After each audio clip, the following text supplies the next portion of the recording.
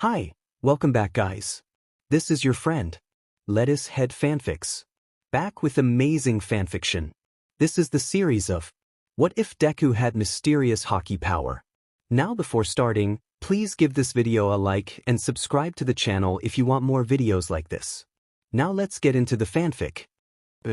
Izuku Midoriya had always felt different from the other children in his class. While most of his classmates showcased loud, flashy quirks that drew attention, Izuku's life was marked by quiet determination. He had no quirk of his own, at least not until the day he visited the quirk doctor. Before that pivotal moment, a significant event occurred when he was just 6 years old. At school, the other kids were already beginning to flaunt their abilities. During lunchtime, Izuku sat alone, observing as Bakugo Katsuki and his group of friends bullied the smaller children on the playground. Bakugo shouted at a frightened boy holding a lunchbox, demanding his food. Izuku's heart raced at the sight of the bullying, feeling helpless as he watched Bakugo snatch the boy's lunch and throw it to the ground, taunting him. Unable to bear the injustice, Izuku stood up, his legs trembling. He knew he wasn't strong like Bakugo and lacked a quirk to defend himself, but he felt compelled to act. He called out to Bakugo, urging him to stop, insisting that it was wrong to hurt others simply because one could. Bakugo turned, a cruel smirk on his face, mocking Izuku for his lack of a quirk. Undeterred, Izuku stepped forward, expressing his belief that it was wrong to bully others. Bakugo's demeanor shifted as he approached Izuku, challenging him and preparing to unleash an explosion. Izuku flinched, but in that moment, something extraordinary happened. An instinctive awareness surged within him, and he ducked just in time to avoid the blast. As Bakugo prepared for another attack, Izuku's senses heightened again, allowing him to anticipate Bakugo's movements. His body moved with newfound agility, dodging and weaving in ways he could not comprehend. With a surge of energy, he reached out and grasped Bakugo's wrist, halting the explosion. Bakugo stared at him in disbelief, questioning what had just occurred. Izuku, equally astonished, felt a transformation within himself, as if something had awakened. Before the confrontation escalated, their teacher intervened, separating the two boys. Bakugo stormed off, muttering angrily, but Izuku remained focused on the incredible experience he had just undergone. For the first time, he felt a glimmer of hope that he could become a hero, all because of this newfound ability. The following day, Izuku's mother, Izuku Midoriya, took him to the quirk doctor, concerned about his recent experience. She had always known that Izuku lacked a typical quirk, but this new ability was something she could not overlook. After a thorough examination, the doctor delivered his diagnosis. He informed them that Izuku possessed a rare quirk, unlike most others. It was not a physical manifestation or an elemental ability, but rather a mental and physical enhancement known as Haki. Izuku listened intently as the doctor explained that Haki granted its user enhanced perception, focus, and strength. He detailed two distinct aspects: observation Haki, which allowed the user to sense and predict movements, and armament Haki, which enhanced physical strength and fortified the body. The doctor mentioned the possibility of a third aspect, but it was uncertain whether Izuku had access to it yet. Izuku's mind raced with excitement as he processed this information. A quirk that enhanced both his body and mind was exactly what he needed. He had always felt weak, but now, with this newfound power, he could change his fate and pursue his dream of becoming a hero. In the weeks that followed, Izuku immersed himself in training. He dedicated every spare moment to practicing his quirk, striving to master it. His observation Haki allowed him to sense even the slightest movements around him, making the world feel as though it had slowed down. He could predict actions before they occurred. His armament Haki enabled him to channel energy into his limbs, increasing his strength and resilience. One afternoon, after an intense training session in the park, Izuku sat on a bench, breathing and drenched in sweat. While he felt stronger, he sensed that something was still missing. He called out to his mother, who was waiting nearby, expressing his longing to start sword training. Izuku was surprised by the request, questioning why he wanted to pursue this path. Izuku explained that he believed sword training would help him focus his powers and provide the discipline he needed to control his quirk. He felt that wielding a sword would unlock his full potential. Inko, though concerned about the dangers of sword training, recognized the determination in her son's eyes. After a moment of contemplation, she agreed to support him and promised to find someone who could teach him. A week later, Inko took Izuku to a small dojo on the outskirts of town. The dojo was a tranquil place, away from the city's chaos, where the sounds of wooden practice swords clashing resonated in harmony. The sensei, an elderly man named Mr. Hisao, welcomed Izuku and agreed to mentor him. Mr. Hisao observed Izuku closely, explaining that sword training was about more than just swinging a blade. It required discipline, control, and focus. It would challenge not only his body but also his heart. Eager to begin, Izuku nodded in agreement. Hisao handed him a wooden sword and guided him through the basic stances and movements. As he practiced, Izuku felt a profound shift within himself, igniting a new sense of purpose on his journey to become a hero. The sword felt like an extension of Izuku's body, a natural way to channel his haki. He could sense the power of his armament haki infusing the blade, transforming the wood into something far stronger. As the days passed, Izuku's training intensified. He dedicated every moment to honing his skills with the sword, mastering the balance between his quirk and his body.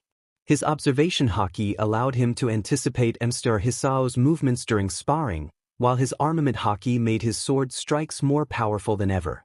Finally, the last day of school before summer vacation arrived.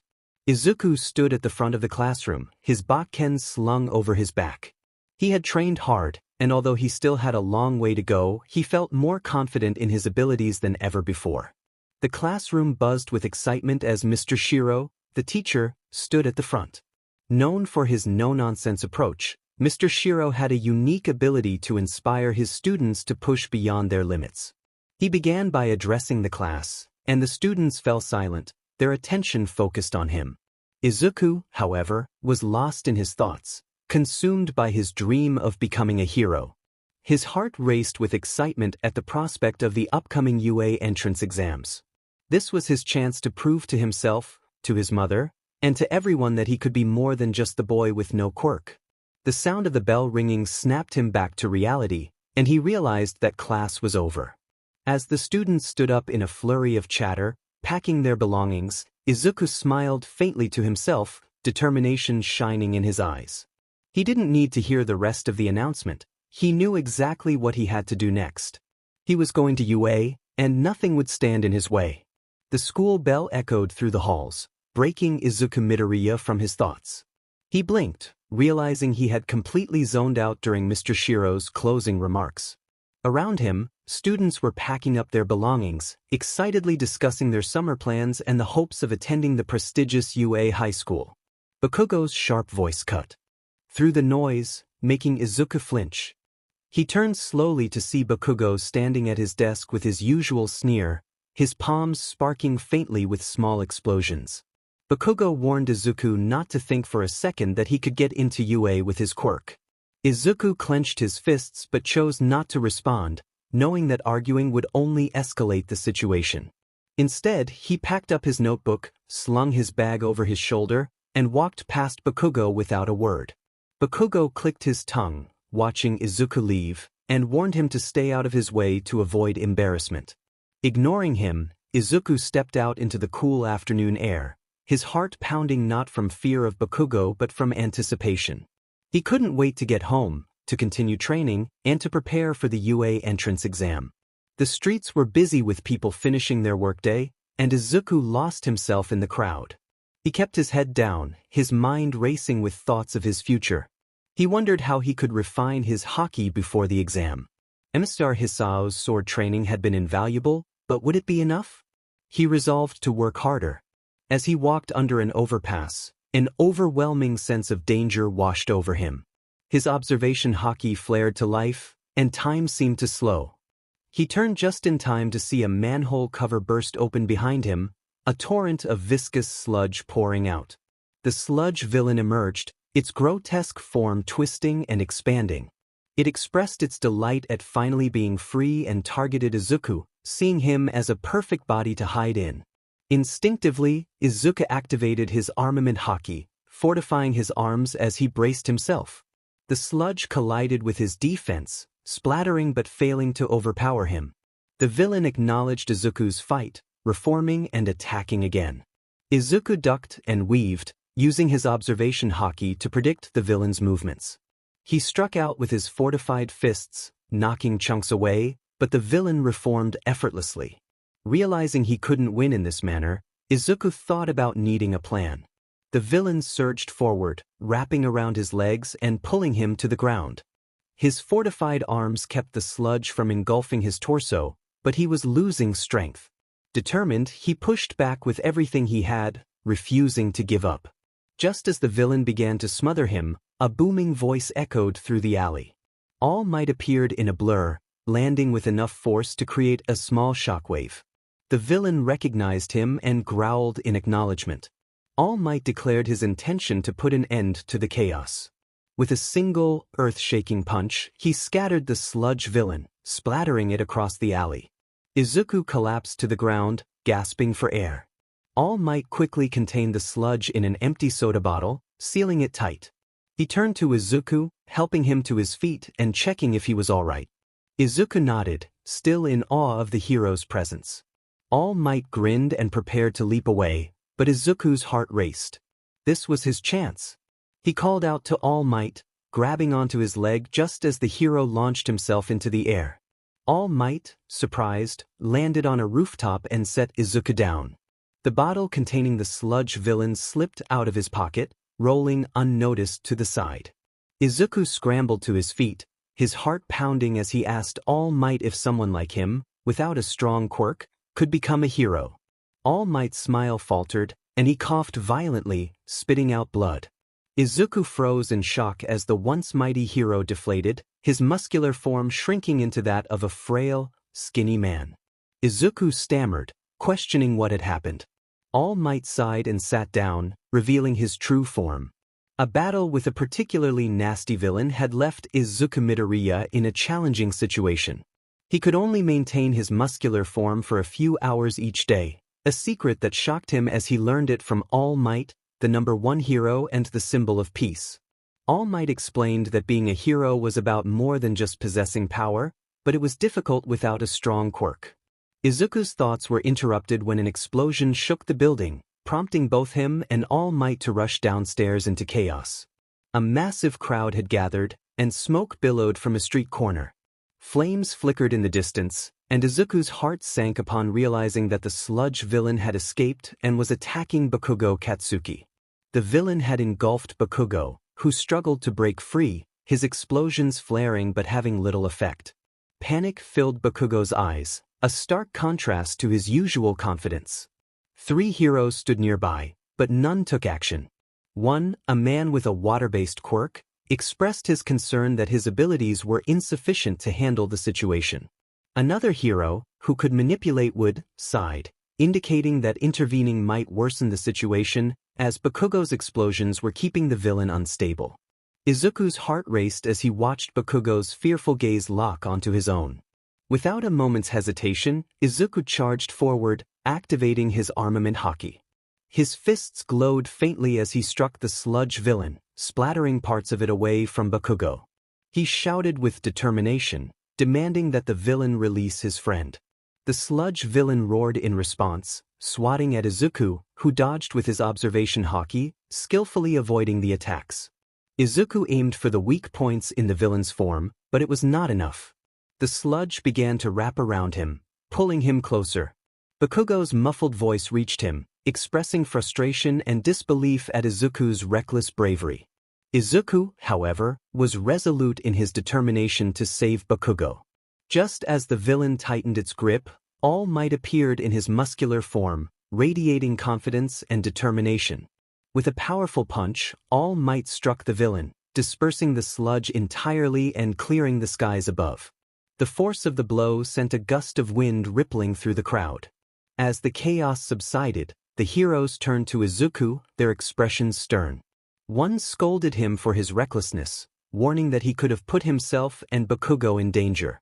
Izuku bowed deeply, his voice steady despite the tears in his eyes as he apologized, explaining that he could not stand by and do nothing. Bakugo, sitting on the ground with soot on his face, glared at Izuku, insisting he did not need help. Izuku, maintaining his calm demeanor, replied that he could not leave Bakugo behind. As Izuku made his way home, the memory of the fight lingered in his mind. His body ached, but his heart was steady. Before reaching his apartment, All Might appeared once more, leaning against a lamppost. He praised Izuku's courage and expressed a longing to discuss something important. All Might revealed that he had been searching for someone to inherit his quirk, one for all, and after witnessing Izuku's actions that day, he believed Izuku might be the one. Izuku's eyes widened at the prospect of inheriting All Might's power. All Might affirmed his belief in Izuku's potential, stating that he had the heart of a hero. However, Izuku hesitated, expressing his longing to become the #1 hero through his own strength rather than relying on someone else's power. All Might was taken aback by Izuku's conviction but smiled, recognizing something special in him. He offered to train Izuku, focusing on his body, stamina, and instincts, emphasizing the importance of building a strong foundation to compete with it. Izuku felt a surge of determination as he accepted All Might's offer, promising not to let him down. All Might instructed him to meet at Dagoba Beach the following morning, warning that the training would not be easy and advising him to bring water and plenty of resolve.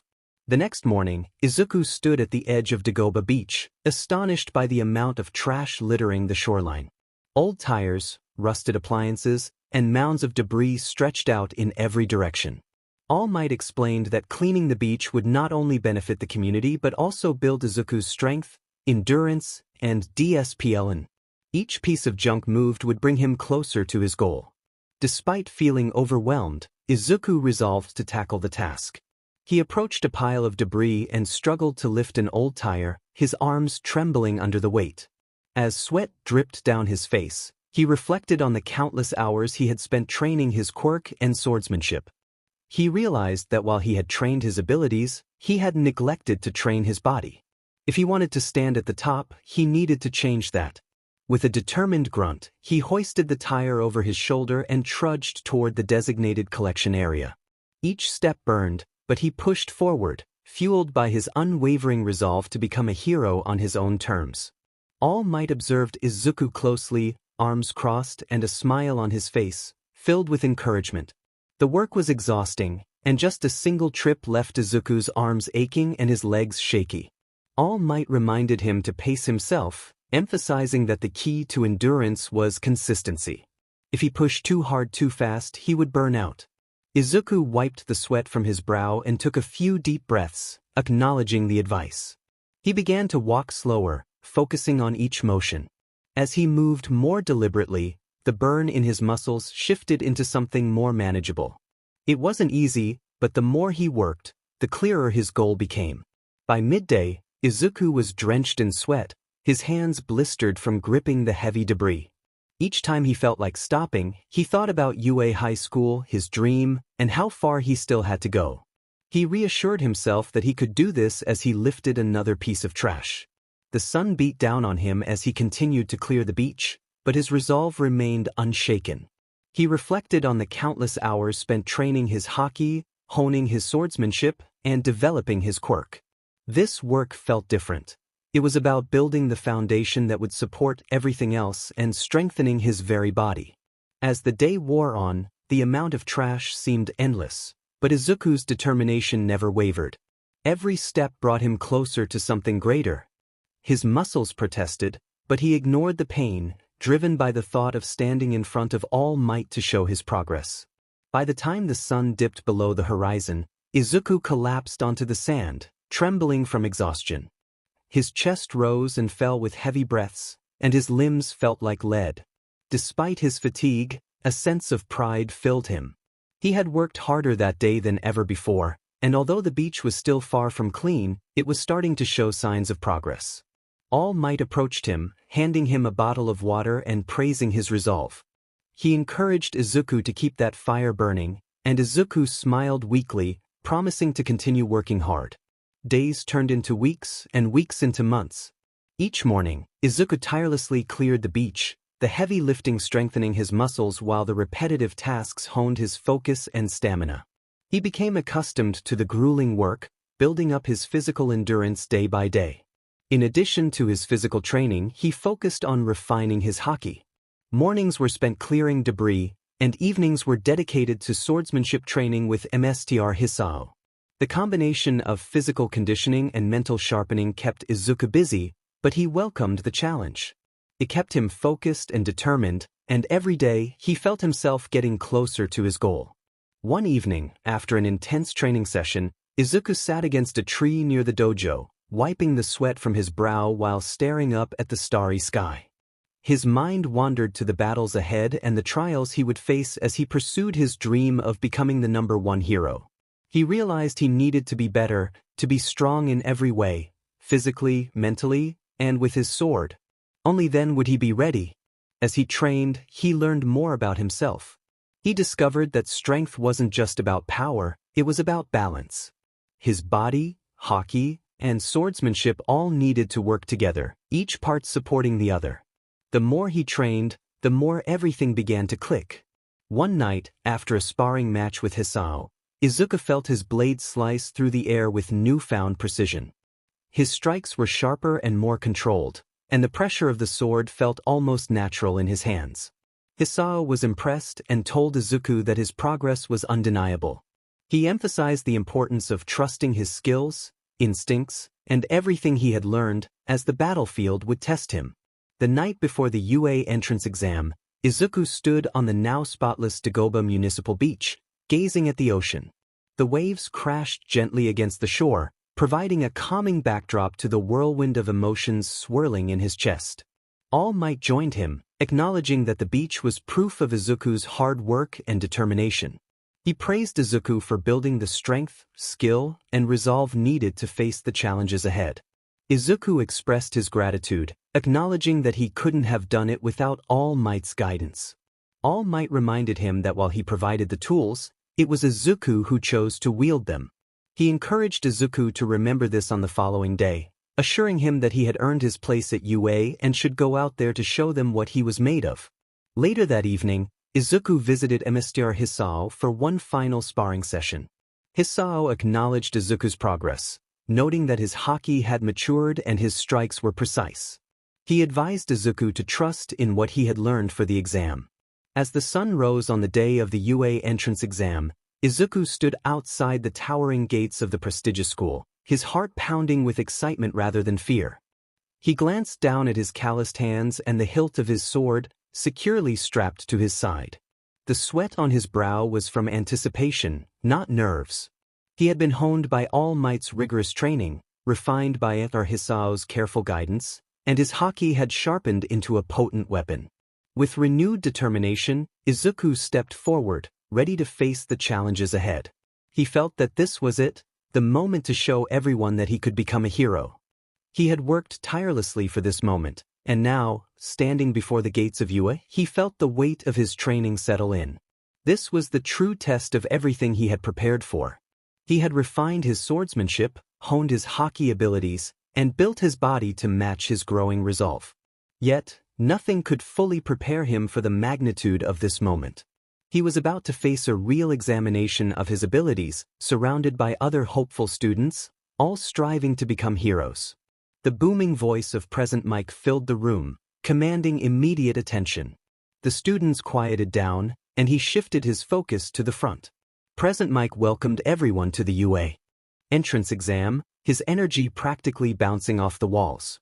He explained that this would be a practical exam, testing their combat skills, strategy, and ability to survive in a disaster zone. A knot tightened in his stomach, but he maintained his focus, knowing he had trained for this. Present Mike continued, pacing excitedly as he outlined the 3 types of robots they would face in the test: small, medium, and large. Points could be gained by defeating or immobilizing them, and the goal was to score as many points as possible to pass. However, there was a catch. A 0-point robot, a massive and dangerous machine that would not yield any points, was included to test their survival instincts. Present Mike warned everyone to stay away from it. The mention of the 0-point robot raised the stakes, and one serious-looking boy in the front row raised his hand to question the fairness of including such a dangerous obstacle. Before Present Mike could respond, Bakugo Katsuki, a brash-looking student, scowled and dismissed the concern. He asserted that the 0-point robot was a threat, but it was only a danger if one was foolish enough to engage it. It served to test their ability to avoid unnecessary risks. Another student, a tall and well-built young man in a dark blue suit, stood up with authority, insisting that no one should question the exam before hearing all the details. His serious demeanor commanded respect, and he emphasized the importance of listening to Present Mike without interruptions. Present Mike responded with a hearty laugh, acknowledging the student as Ida Tenya, their resident rule follower, and encouraged everyone to let him finish his explanation. Present Mike reiterated that the 0-point robot should not be fought and emphasized the need for strategic thinking during the exam. He explained that focusing too much on the larger robots could lead to missing opportunities to score points with the smaller ones. The atmosphere in the room shifted to one of anticipation as Present Mike instructed everyone to check their zone assignments under their seats. He quickly reached under his seat and pulled out a card that read, Zone B3. As he looked around, he saw other students reading their assignments, the excitement palpable as they realized the real test was just moments away. Present Mike clapped his hands together, urging everyone to head out and prepare for the exam, reminding them to use their heads rather than charge in blindly. As the students shuffled out of their seats, he stood up, heart pounding, and followed the flow into the testing area. In the city zone, he found himself amidst a ruined cityscape. The air carried a faint smell of smoke, and debris littered the ground, creating a perfect setting for testing aspiring heroes. His eyes scanned the area, alert and ready. The familiar weight of his sword against his side provided comfort, and his haki buzzed through his body, sharpening his senses. As he ventured deeper into the city zone, he noticed a girl standing near a fallen pillar, looking nervous. She had brown hair tied into pigtails and was scanning her surroundings with wide eyes. He approached her slowly, offering a calm presence. She turned to him, startled, but managed a nervous smile. She admitted to feeling overwhelmed and introduced herself as Achiko Uraraka. He reassured her that it was a big moment for everyone and expressed confidence in her abilities. Before she could respond, a tall boy in a blue suit approached them, visibly upset. He demanded to know why he was talking to her instead of focusing on the exam. He insisted that they should not be chatting but concentrating on the task at hand. Confused, he tried to explain that he hadn't meant to distract her, but the boy interrupted, reiterating the importance of focusing solely on the exam.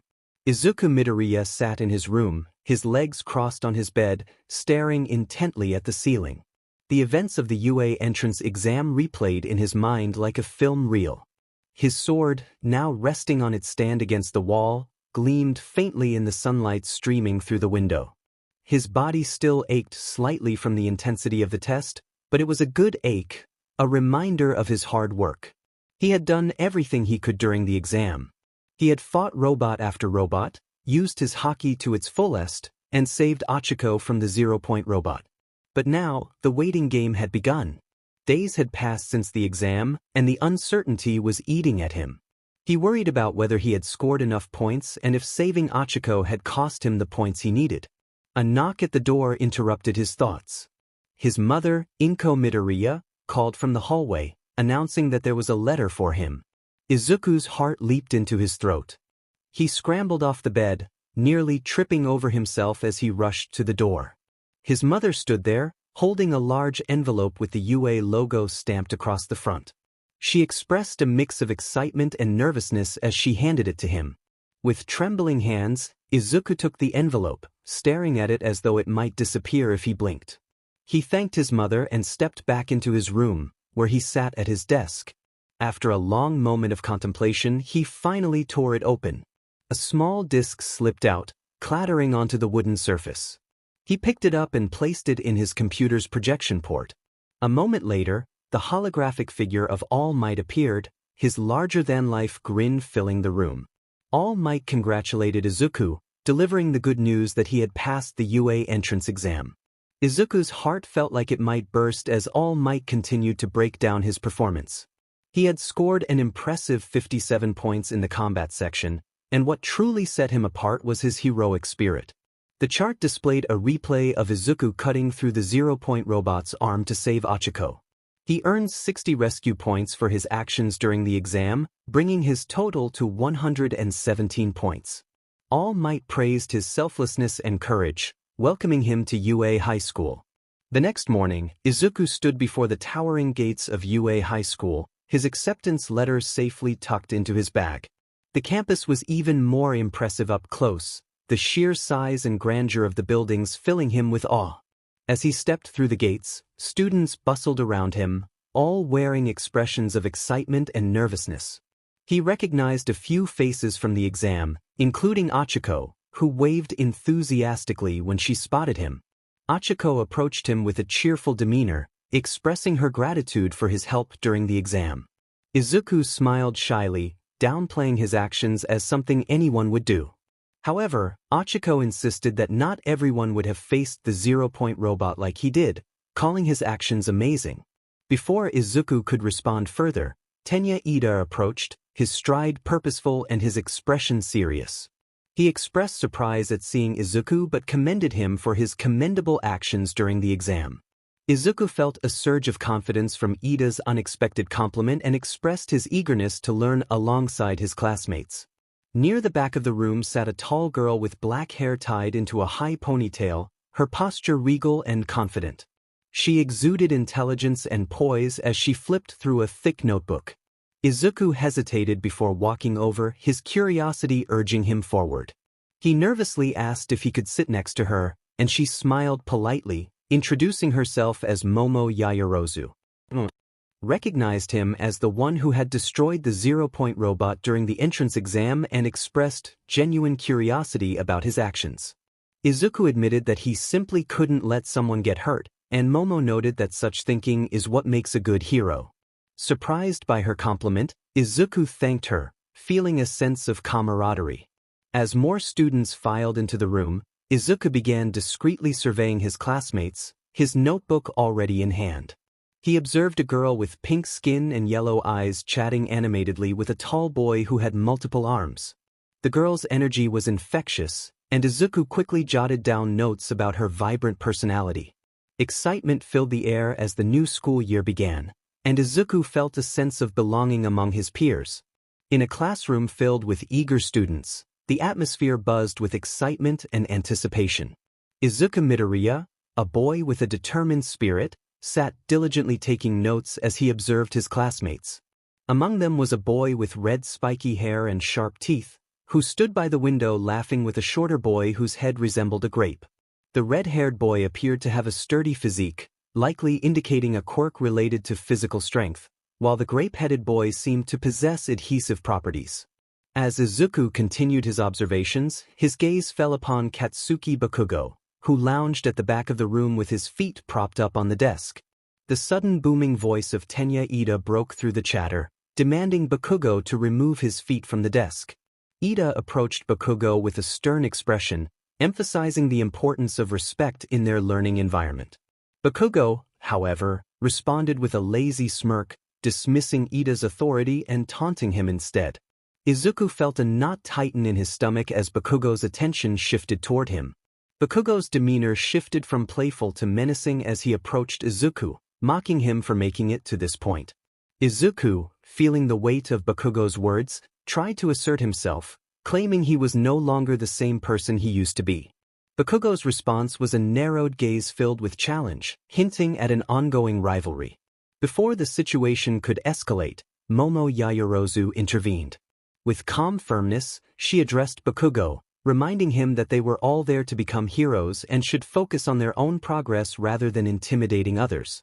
Bakugo's smirk faltered but quickly returned as he dismissed her words and returned to his seat, leaving Izuku feeling a mix of gratitude and tension.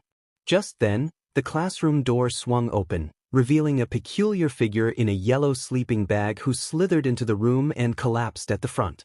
The students exchanged bewildered glances, questioning whether this was truly their teacher. The figure sat up, unzipping the bag to reveal a scruffy man with tired eyes and unkempt hair. He introduced himself as Shota Aizawa, their homeroom teacher, and wasted no time in dismissing any formalities. He instructed the students to change into gym uniforms and meet him on the field. As Class 1A gathered on the training field, the morning sun beat down relentlessly, casting long shadows over their blue uniforms. Izuku's heart raced as he felt the pressure of Aizawa's earlier announcement about potential expulsion for the last-place finisher. The weight of those words hung heavily in the air, amplifying the anxiety among the students. Izuku glanced around, noting the varied reactions of his classmates. Some, like Bakugo, appeared unfazed, while others, like Achiko Uraraka, showed genuine concern. Achiko whispered to Izuku, questioning Aizawa's seriousness, to which Izuku confirmed the gravity of the situation. He felt the suffocating pressure of the moment, reminding himself that failure was not an option. Aizawa, indifferent as ever, held up a small device and announced the first challenge, the 50-meter dash. He called Izuku's name, locking his gaze onto him with an intensity that made Izuku's heart race even faster. With a mix of determination and anxiety, Izuku approached the starting line, feeling the weight of expectation. Beside him stood Tenya Ida, ready to showcase his speed. Ida offered an encouraging smile, embodying the unwavering determination that inspired Izuku. As they prepared to begin, Izuku bent his knees and activated his observation haki, sharpening his senses and allowing him to momentarily push aside his nerves. Aizawa's voice faded into the background as he called them to their marks, and when the signal was given, Ida shot forward like a cannonball, igniting the competition and setting the stage for what would be a defining moment for Izuku. The engines roared to life, and in an instant, Izuku was a blur of motion, racing down the track at an incredible speed. He surged forward, his legs pumping as he channeled his armament haki into them, propelling himself faster than he thought possible. The world around him blurred as he focused entirely on his form, pushing through the fatigue that was already setting in. He realized he couldn't keep up with Ida, whose figure pulled farther ahead, but a determination rose within him, urging him to push harder. He resolved to give it everything he had. His legs burned with every step, yet he remained resolute. The finish line stretched out ahead like an endless horizon. With each stride, his muscles screamed for relief, but he ignored the pain, concentrating solely on reaching that line. He could feel the weight of his classmates' gazes, Bakugo's disdainful glare, Todoroki's quiet scrutiny, and Momo's supportive presence.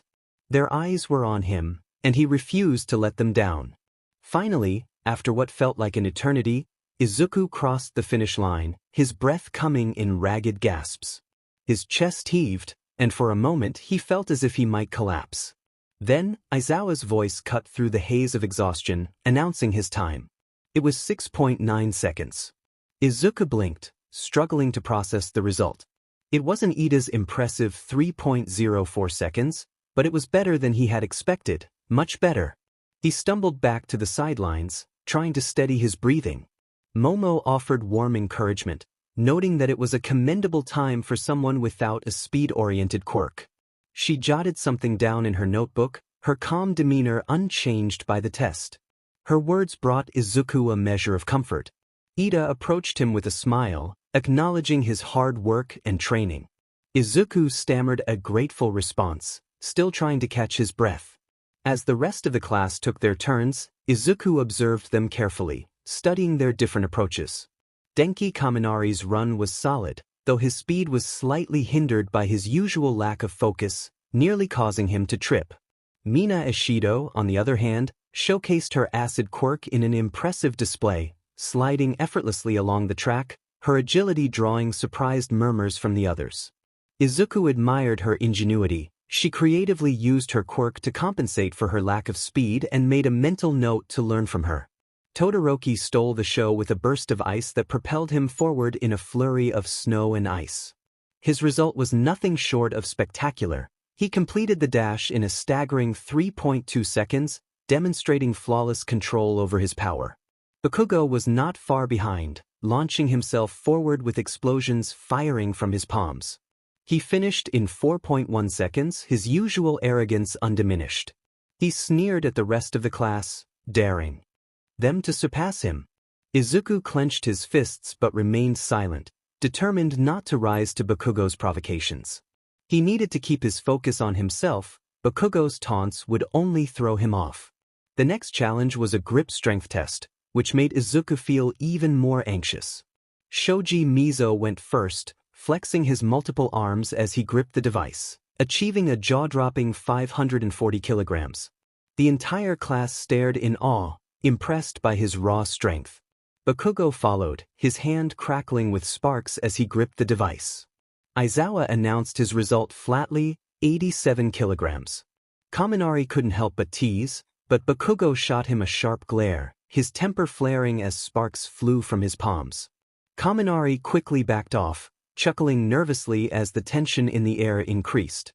When it was Izuku's turn, he hesitated for a moment, his palms damp with sweat. He reminded himself to focus and use his Haki. Channeling his armament Haki into his hand, he gripped the device with all the force he could muster. The machine beeped rapidly as it measured his strength, and the result appeared, 65 kilograms. Izuku exhaled in relief. It wasn't an exceptional result, but it was satisfactory. Aizawa commented that it was not bad, his tone neutral but not dismissive. Achiko cheered from the sidelines, her excitement infectious, and Izuku couldn't help but smile despite himself. He glanced at Momo, who gave him a small, approving nod, making him feel even better. He realized he was improving even if he wasn't where he wanted to be yet. The next event was the long-distance softball throw. Aizawa handed each student a ball, instructing them to use their quirks for maximum distance. Achiko stepped forward, her smile wide and full of energy. She activated her zero-gravity quirk, causing the ball to float effortlessly in the air.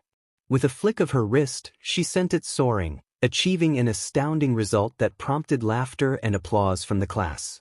When it was Izuku's turn, he took a deep breath and approached the line, gripping the softball with trembling hands. Pushing aside his nerves, he focused on the task at hand. He activated both observation and armament Haki, concentrating fully. His eyes zeroed in on the target as he poured everything he had into the throw. The ball soared through the air, cutting through the wind like a missile, its trajectory flawless. The class watched in silence, their eyes following its flight path. Aizawa announced the distance, 247 meters. Izuku blinked in disbelief, realizing he had surpassed his previous attempts by a wide margin. Bakugo muttered a grudging acknowledgement of his improvement, and Todoroki added a calm but not unkind remark about his progress. Izuku nodded, a small smile tugging at his lips, his chest swelling with pride. Despite the overwhelming tension of the day, he was doing better than he had dared hope. The final test was an endurance run. By now, most of the class was visibly fatigued, their earlier enthusiasm dampened by exhaustion. Everyone had given it their all, and their bodies were screaming for rest. Izuku's legs burned with every step, but he refused to stop. Beside him, Ida maintained a steady pace, his engines humming softly, his breath steady despite the relentless effort. Behind them, Bakugo and Todoroki were locked in a fierce rivalry, each determined to outrun the other. The air crackled with competitive energy as sparks and frost trailed behind the students, a visual representation of their rivalry. Izuku pushed through the pain, gritting his teeth and urging his legs to keep moving. His breath came in ragged gasps, but he refused to slow down. Thoughts of his mother, All Might's faith in him, and everything he had worked for fueled his determination. He could not give up, not here. Each lap felt like an eternity. Fatigue blurred his vision, but Izuku focused on his breathing, pushing through the pain and exhaustion. Finally, the whistle blew, signaling the end of the test. He collapsed onto the grass, his body protesting as he gasped for air. Yet, amidst the pain, he felt a sense of accomplishment, something deeper than mere physical exhaustion. The results were announced quickly. Aizawa stood before the class, his expression unreadable as he held up his tablet. He calmly stated that the one in last place was Minoru Mineta. Mineta dropped to his knees dramatically, pleading for another chance. Aizawa sighed, pinching the bridge of his nose and clarifying that he was not serious about expulsion. The class collectively gasped in disbelief, realizing they had been subjected to a logical ruse. Aizawa explained that heroes need to perform under pressure, and if they could not handle the stress of a test, they would struggle in real danger. Izuku felt an overwhelming sense of relief wash over him, as if a massive weight had been lifted from his shoulders. As the class began to disperse, he noticed Momo approaching, her expression thoughtful and composed. She acknowledged his performance, noting that his efforts were paying off. Izuku stammered his gratitude, complimenting her as well. Momo smiled faintly, emphasizing the importance of hard work and recognizing his determination to push his limits. Before she could leave, Izuku nervously asked for her number, hoping to discuss training tips and strategies. Momo looked surprised but kindly agreed. As they exchanged numbers, Izuku's heart raced with a mixture of pride and nervous excitement. It was a small step, but it meant everything to him. Just then, Bakugo's voice broke through the moment, teasing Izuku about his newfound confidence. Although Bakugo's words were sharp, his tone lacked the usual venom, suggesting a grudging acceptance of Izuku's growth. As Izuku turned toward the dorms, he felt a renewed sense of determination. The day's challenges had tested him, but he had risen to the occasion. He promised himself that he would do even better tomorrow. The hum of conversation filled the air as Class 1A settled into their seats. The tension from the quirk assessment test had mostly faded, replaced by relief and cautious optimism. No one had been expelled, despite Aizawa's harsh words, which had lifted everyone's spirits. Izuku sat at his desk, furiously scribbling notes in his hero notebook, replaying the test's events in his mind and analyzing every movement and decision. Beside him, Ida adjusted his glasses with his usual meticulousness, while Achiko leaned over to peek at Izuku's notes. She remarked on his detailed approach, expressing curiosity about how he remembered everything. Izuku chuckled nervously, attributing it to a habit formed from his longing to learn from every experience. Bakugo, slouched in his seat with his arms crossed, muttered a teasing remark, but his tone suggested a begrudging acceptance of Izuku's progress. Before anyone could respond further, Aizawa entered the room, his sleeping bag slung over one shoulder. His disheveled hair and perpetually tired expression commanded attention, and the class quickly fell silent. Aizawa acknowledged their survival of the previous day's test but warned them not to let it inflate their egos, reminding them that they were still far from being heroes. Pulling out a tablet, Aizawa announced that they would shift focus from physical capabilities to applying their quirks in realistic scenarios. The room buzzed with quiet excitement, and Izuku straightened in his seat, heart pounding with anticipation. Aizawa's gaze sharpened as he prepared to introduce a new element to their training. Suddenly, the door burst open, and a booming voice filled the room, announcing All Might's arrival. He strode in, cape billowing dramatically behind him, radiating confidence. The classroom erupted into cheers and gasps of excitement. All Might proclaimed that they would conduct a battle training exercise, emphasizing the importance of real combat situations for aspiring heroes. Aizawa sighed at All Might's theatrics but remained silent. All Might gestured to a monitor that flickered to life, revealing that the students would also receive their hero costumes, designed based on their earlier requests. The class erupted in excitement once more. In the locker room, Izuku opened the case containing his hero suit, hesitating as his heart raced with anticipation. When he stepped onto the training field, his classmates turned to look, many visibly impressed by his appearance. His suit mirrored the attire of a character he admired, featuring a flowing black cape, a loose white shirt tucked into dark breathes, and sturdy brown boots. A red sash tied around his waist completed the look, giving him a roguish, confident air. Achiko expressed her admiration, while Izuku felt a mix of pride and humility at the positive attention. Momo acknowledged that the suit suited him well, reinforcing his belief that hard work and thoughtful design could lead to meaningful results. Her hero suit, a sleek red leotard with gold accents, was both elegant and practical, designed to maximize her quirk's efficiency. Bakugo sneered at the sight of it, questioning the choice of attire, though his usual intensity was absent. Izuku stood a little straighter, tightening his grip on the hilt of the sword at his side. He felt the weight of his purpose behind the outfit, seeing it as a reminder to protect those he cared about. The class buzzed with anticipation as All Might gestured toward a small box on a nearby table. The students formed a semicircle, their new hero costumes gleaming in the sunlight. All Might announced that the box contained numbered cards to determine their teams, with Team A as the heroes and Team B as the villains for the first match. He emphasized the importance of strategy and teamwork. Izuku adjusted the hilt of his wooden sword, feeling both strange and comforted by it hanging from the sash of his Shanks-inspired hero outfit. He glanced at Momo, who stood nearby in her elegant red and gold outfit. She caught his eye and offered a calm nod, which helped settle his nerves. As the students drew their lots, Izuku's heart raced when he saw his card Red Eye. Momo followed suit, drawing the same card, and they exchanged determined looks, ready to give it their best. On the opposing side, Bakugo and Ida were designated Team B. Bakugo's wicked grin hinted at the explosive energy he was ready to unleash. The teams were led to opposite sides of Training Ground Beta, where Team A's mission was to infiltrate the building housing the bomb, while Team B's task was to guard it and stop the heroes at all costs. Outside the mock building, Momo and Izuku strategized. Momo noted Bakugo's aggressive and impulsive nature, while Ida's strategic mind would balance him out. They agreed to stay flexible, with Izuku planning to handle Bakugo while Momo focused on locating the bomb. Momo encouraged Izuku to be careful, and they promised to trust each other to fulfill their roles. With All Might's booming command, the match began. Izuku and Momo entered the building cautiously, the dimly lit interior creating a tense atmosphere. Suddenly, a deafening explosion echoed through the corridor ahead, shaking the walls and scattering debris.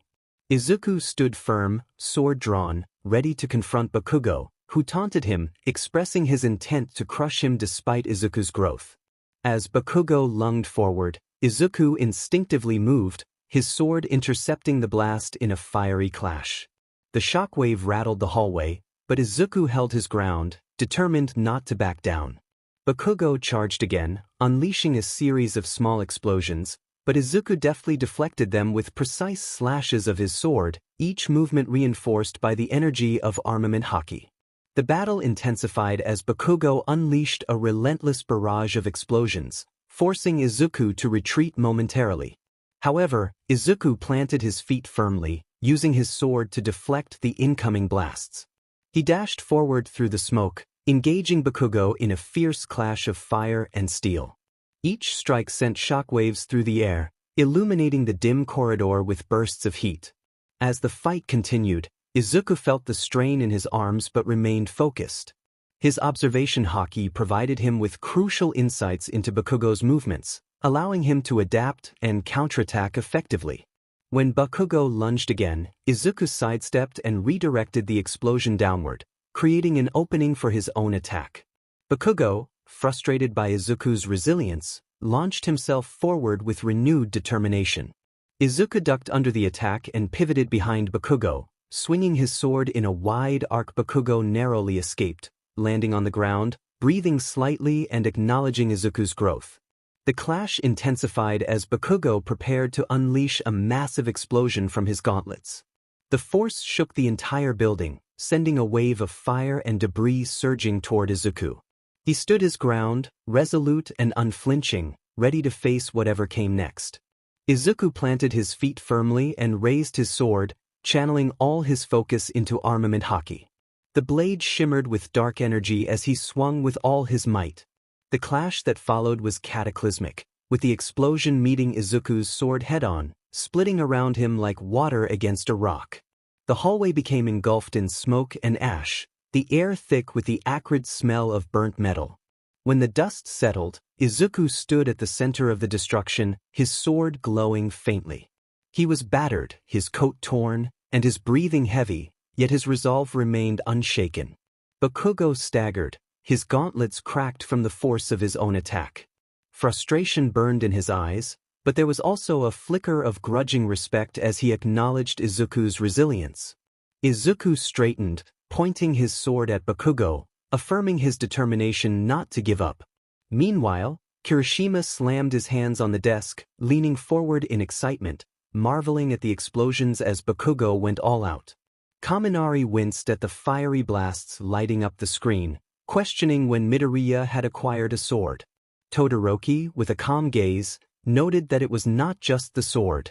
Izuku was employing a technique to deflect Bakugo's attacks. Tsuyu observed that Izuku's footwork was incredible, as he was not merely dodging but predicting Bakugo's moves. Mineta, overwhelmed, expressed concern about the potential destruction of the building. Aizawa's sharp voice cut through the tension, urging everyone to focus and watch closely, as both Izuku and Bakugo were pushing their limits. Back in the main hallway, the fight reached its climax. Both Izuku and Bakugo were battered and bruised, their energy reserves nearly depleted. Bakugo growled, his palms sparking faintly, declaring that it would end now. Izuku's sword trembled in his hands, but he steadied his grip, agreeing that it was time to finish the battle. They charged at each other, the hallway shaking with the force of their final attacks.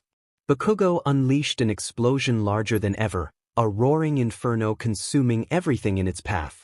Izuku met it head-on, swinging his sword with all the armament Haki he could muster. The collision created a massive shockwave that blew out windows and sent debris flying. When the smoke cleared, both Izuku and Bakugo lay on the floor, unable to move. A draw was declared, and in the observation room, silence reigned for a moment before Kirishima broke the tension, exclaiming how insane it was that they were both down. Todoroki noted with surprise that Midoriya had managed to keep up with Bakugo, while Uraraka softly remarked that they were equals now. Aizawa leaned back, his expression unreadable, stating that it was a draw, as both had given everything they had. Elsewhere in the building, Momo was engaged in a strategic duel with Ida. He declared that he would not let her pass, his engines roaring as he dashed forward with blinding speed. Momo calmly reached into her utility belt, filled with her prepared creations.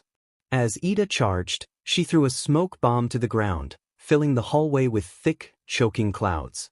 Ida skidded to a stop, coughing and dismissing the smoke as a tactical retreat that would not save her.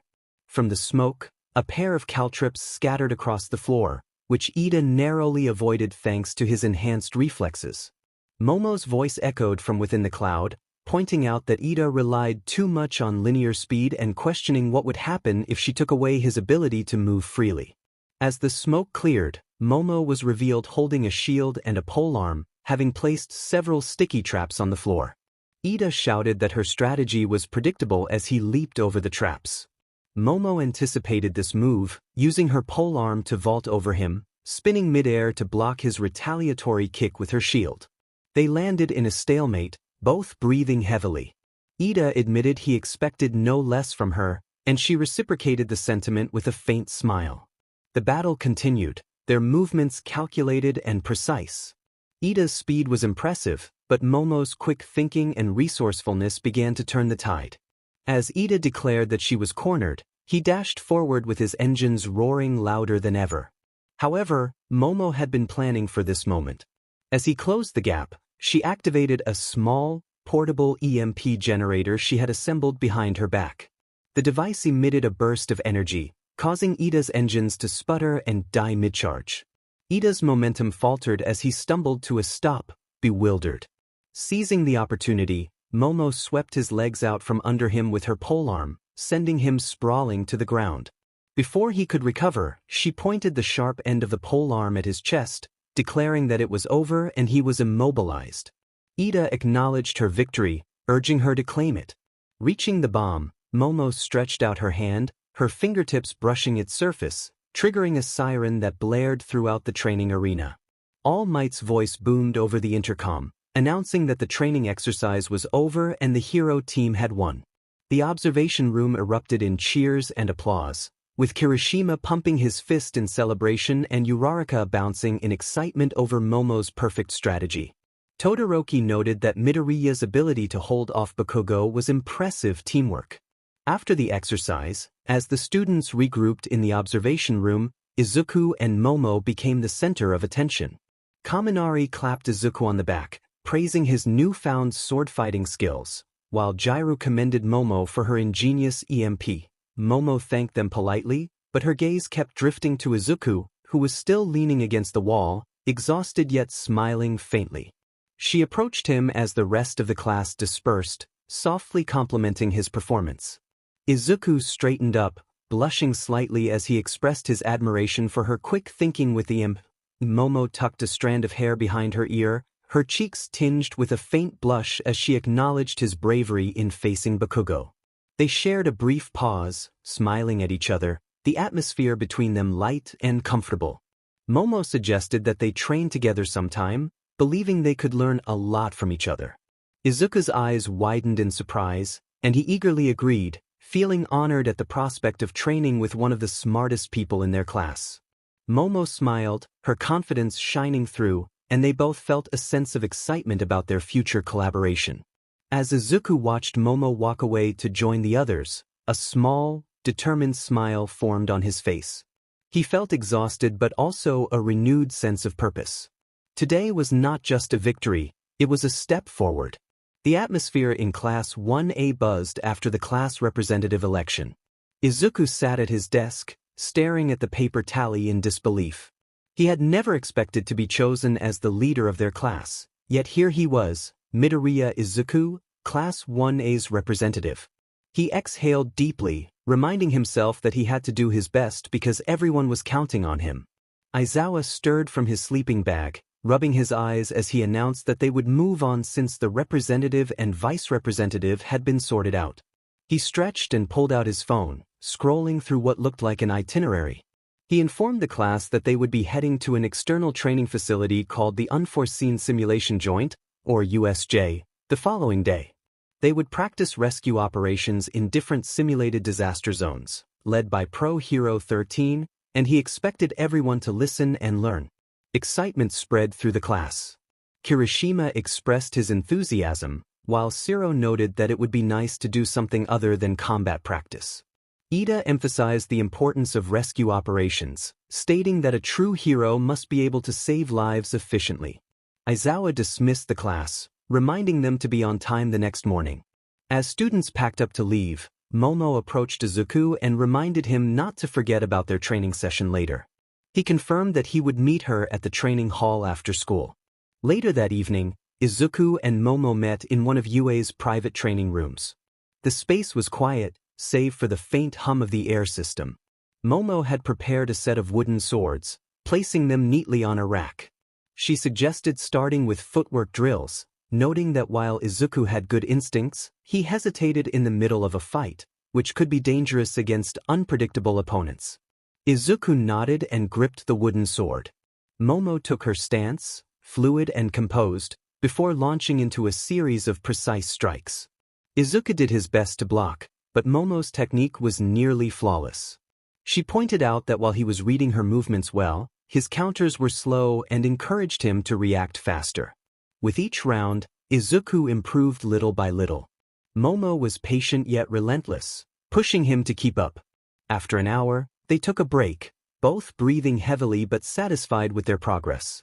Momo complimented his quick improvement, and Izuku expressed his gratitude, finding the training very helpful.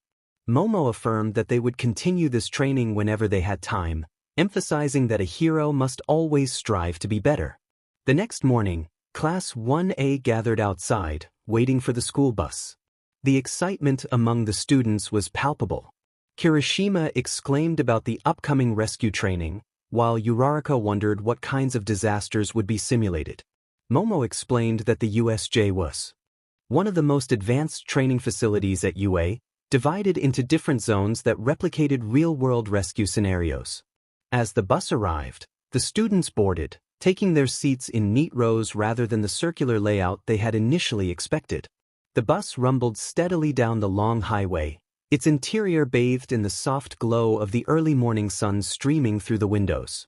The usual buzz of chatter filled the compartment as classmates exchanged excited remarks about the upcoming training. Amid the laughter and chatter, a quieter conversation unfolded. Izuku sat near the middle of the bus, his eyes fixed on the view outside as his thoughts drifted between the events of the past day and the uncertain challenges ahead. He absent-mindedly thumbed through the pages of his hero notebook, filled with detailed notes and sketches from previous training sessions. He smiled at memories of breakthroughs in technique and hard-won lessons from sparring matches. However, his mind kept returning to his promise with Momo, the commitment to train together and grow stronger as heroes. Just then, Momo slid gracefully into the seat beside him, her posture poised and confident. The ambient noise of the bus seemed to fade away, replaced by the quiet warmth of her presence. She asked if she could sit there, and Izuku, feeling a bit breathless, was glad she was with him. For a few moments, they sat in comfortable silence as the bus sped along the highway. Outside, the scenery blurred into a collage of golden fields and distant cityscapes. Momo leaned slightly toward Izuku, her tone quiet and thoughtful as she reflected on their training session from the previous day. She noted his hard work on footwork and reactions, expressing her belief that with a little more focus, he could excel. Izuku felt his cheeks flush at her praise and fiddled with the strap of his bag. He admitted that he sometimes worried he was not progressing fast enough and felt clumsy when it counted. Momo's gaze softened as she reassured him that everyone has their own pace and that what mattered was never stopping the effort. She saw the determination in him every time he fought, which she found inspiring. Izuku's heart raced at her words, feeling understood and capable. They talked about their aspirations, struggles, and the challenges of being heroes. Momo shared her experiences, explaining how years of study and rigorous training had shaped her approach to using her quirk. Izuku listened intently, trying to memorize every detail of her wisdom. He admitted feeling overwhelmed by everything he had to learn, from string his haki and sword techniques to controlling his emotions in battle. Momo reached out, placing a gentle hand on his arm, showing her understanding and support. The journey to becoming a hero was not solely about power or technique, it also required heart. Momo recognized the kindness and determination within Izuku, believing that these qualities would guide him far. As the bus traveled onward, their conversation deepened, focusing on strategies to enhance their skills in both combat and rescue scenarios. They exchanged ideas on how to merge their strengths during training, with Momo's logical insights complementing Izuku's earnest resolve. She even shared some theoretical tactics she had encountered, suggesting ways to optimize his observation haki in high-pressure situations. As the bus approached the USJ, a sense of anticipation enveloped them. The landscape outside transformed, revealing sprawling fields that led to a massive, domed structure made of gleaming metal. The USJ stood before them, symbolizing both promise and challenge. Izuku felt his heart race as he watched the facility draw nearer, a wave of nervousness washing over him. He expressed his concerns about the reality of the challenges they were about to face, fearing he might not be able to handle them. Momo met his gaze with steady kindness, assuring him of her belief in his abilities. Her smile created a moment of tranquility amidst the bus's noise, fostering a deeper understanding between them. As they arrived at the USJ, the students gathered their belongings and prepared to disembark. Momo offered a gentle squeeze of Izuku's hand, a small gesture that spoke volumes. He felt warmth spread through him, his determination renewed not only by the upcoming training but also by the genuine connection they had formed during their time together on the bus. With the USJ looming ahead and the promise of new challenges, Izuku took a deep breath and stepped off the bus, ready to confront whatever trials awaited him, knowing he was not alone in this endeavor. Upon entering the facility, they were welcomed by Pro Hero 13, whose space-themed suit sparkled under the lights. 13 enthusiastically introduced the day's focus on rescue operations, emphasizing the importance of saving people as a core aspect of being a hero. Aizawa stepped forward, arms crossed, explaining that the USJ was divided into various disaster zones, including landslides, floods, fires, and collapsed buildings. Their task was to practice rescuing civilians in these simulated conditions. The class marveled at the intricate details of their surroundings, taking in the artificial rivers, rocky terrain, and a simulated ruined city in the distance. The excitement was palpable, with students expressing their awe at the facility's design. 13 reminded them that while their quirks were powerful, they could also pose risks in rescue situations, stressing the importance of control and precision.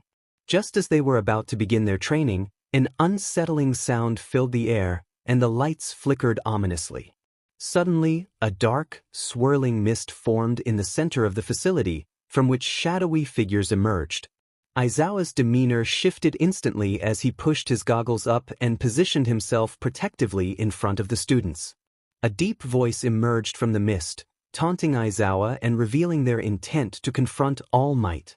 The villain's sinister grin suggested that if All Might was absent, they would turn their aggression toward the students instead. A chill ran through the class as they realized this was not a drill, it was a genuine threat. The villains spread out, encircling the students. Aizawa acted swiftly, engaging the nearest enemies and instructing 13 to evacuate the students. However, before they could escape, the villain known as Kurogiri expanded his quirk, opening dark portals beneath the students and scattering them across the various zones of the USJ. Izuku barely had time to react as he was pulled into a portal, landing hard in a water terrain. As he looked around, he found himself alone in the water zone, but he quickly realized he was not entirely by himself. A group of villains approached him, their malicious grins sending a wave of determination through him. Izuku clenched his fists, knowing he had to fight and survive. Izuku landed with a splash, cold water rushing up to his knees as he steadied himself. The murky depths of the shipwreck zone surrounded him, a half-sunken ferry tilting ominously in the distance. The air was thick with tension, and the faint sound of moving water sent a chill down his spine. He spotted a group of villains wading through the water, their grins sharp and menacing. The leader, a tall, muscular man with gills lining his neck, cracked his knuckles, exuding an air of confidence that made Izuku's heart race. Despite the cold seeping into his bones, Izuku focused entirely on the 5 threatening figures in front of him. The guild villain posed the greatest danger, but the others were not to be underestimated. The leader taunted Izuku, boasting about their advantage and threatening to ensure he would never escape. Izuku stood tall, unwavering in the face of danger. His mind raced with strategies. He needed to keep track of their movements and ensure every hit counted. He had no time for hesitation, especially with Momo relying on him to take down the leader. The leader lunged forward with blinding speed, but Izuku anticipated the move. He stepped aside, fluidly shifting with the water as the villain's fist missed him by mere inches.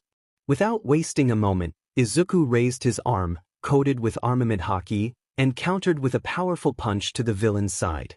The impact sent shockwaves through the water, but the villain grinned through the pain, unfazed by the blow. Izuku's muscles screamed with effort as he prepared for the next attack. The villains pressed their advantage, and one of them, armed with a spiked chain, swung the weapon toward him. Izuku raised his forearms in defense, coating them in armament Haki just in time. The chain wrapped around his arms with a sharp clang, but his Haki absorbed the shock. With a grunt, he yanked the chain forward, using the villain's momentum against him. The villain stumbled, and Izuku twisted his body to strike when the leader barreled into him. The punch felt like a freight train. Izuku barely managed to reinforce his side with Haki, but the blow sent him skidding through the water, his feet dragging against the slippery surface. He gritted his teeth against the pain, reminding himself to focus and not give up. Pushing himself up, he noticed the guild villains sneering at him. The villain remarked on Izuku's toughness, but it only fueled Izuku's determination. Taking a deep breath, he tightened his grip around his fists. The swelling pain in his side faded as he calmed his mind. He knew he had to think strategically, relying on his observation Haki to gain the upper hand. With a surge of power, he launched himself at the villains. The air crackled with energy as his fists hardened with Haki. The guild villain reacted too slowly as Izuku's uppercut, enhanced with Haki, sent him flying into the wreckage of the sunken ferry. The impact echoed through the water, and the villain slumped unconscious. Izuku had no time to savor the victory. As soon as he landed, the remaining villains rushed at him. The one with the chain swung it again, aiming for his head. Izuku ducked under the attack, only to be met with a sudden blast of light. The villain staggered back as the beam sliced through the air, forcing the others to dive into the water for cover. Momo called out to him, her voice filled with concern as she stood on a nearby floating platform, her cannon smoking from the recent blast. Izuku felt a wave of relief wash over him. They needed to act quickly. Momo offered to handle the long-range fighters while Izuku focused on the leader. The villains regrouped, their anger simmering. One of them, a tall man with a thick beard and a wicked grin, shouted threats at Izuku. Heart pounding, Izuku locked eyes with the leader, whose confidence remained unshaken despite Izuku's earlier blow. The leader cracked his knuckles again, the sound echoing ominously in the stillness of the shipwreck zone.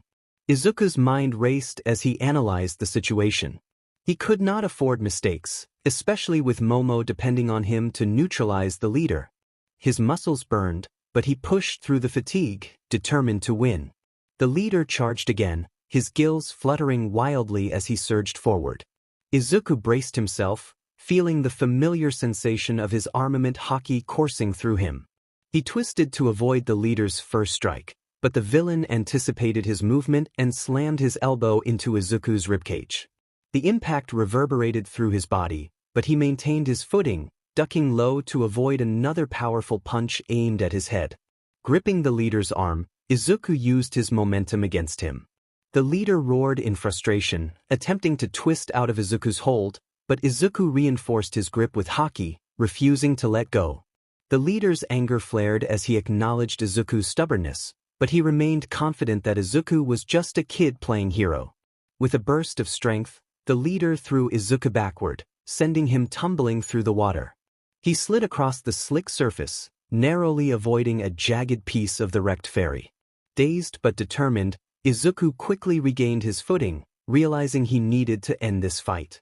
Meanwhile, high above him, Momo calculated her next move, knowing that the longer this dragged on, the more dangerous the situation became.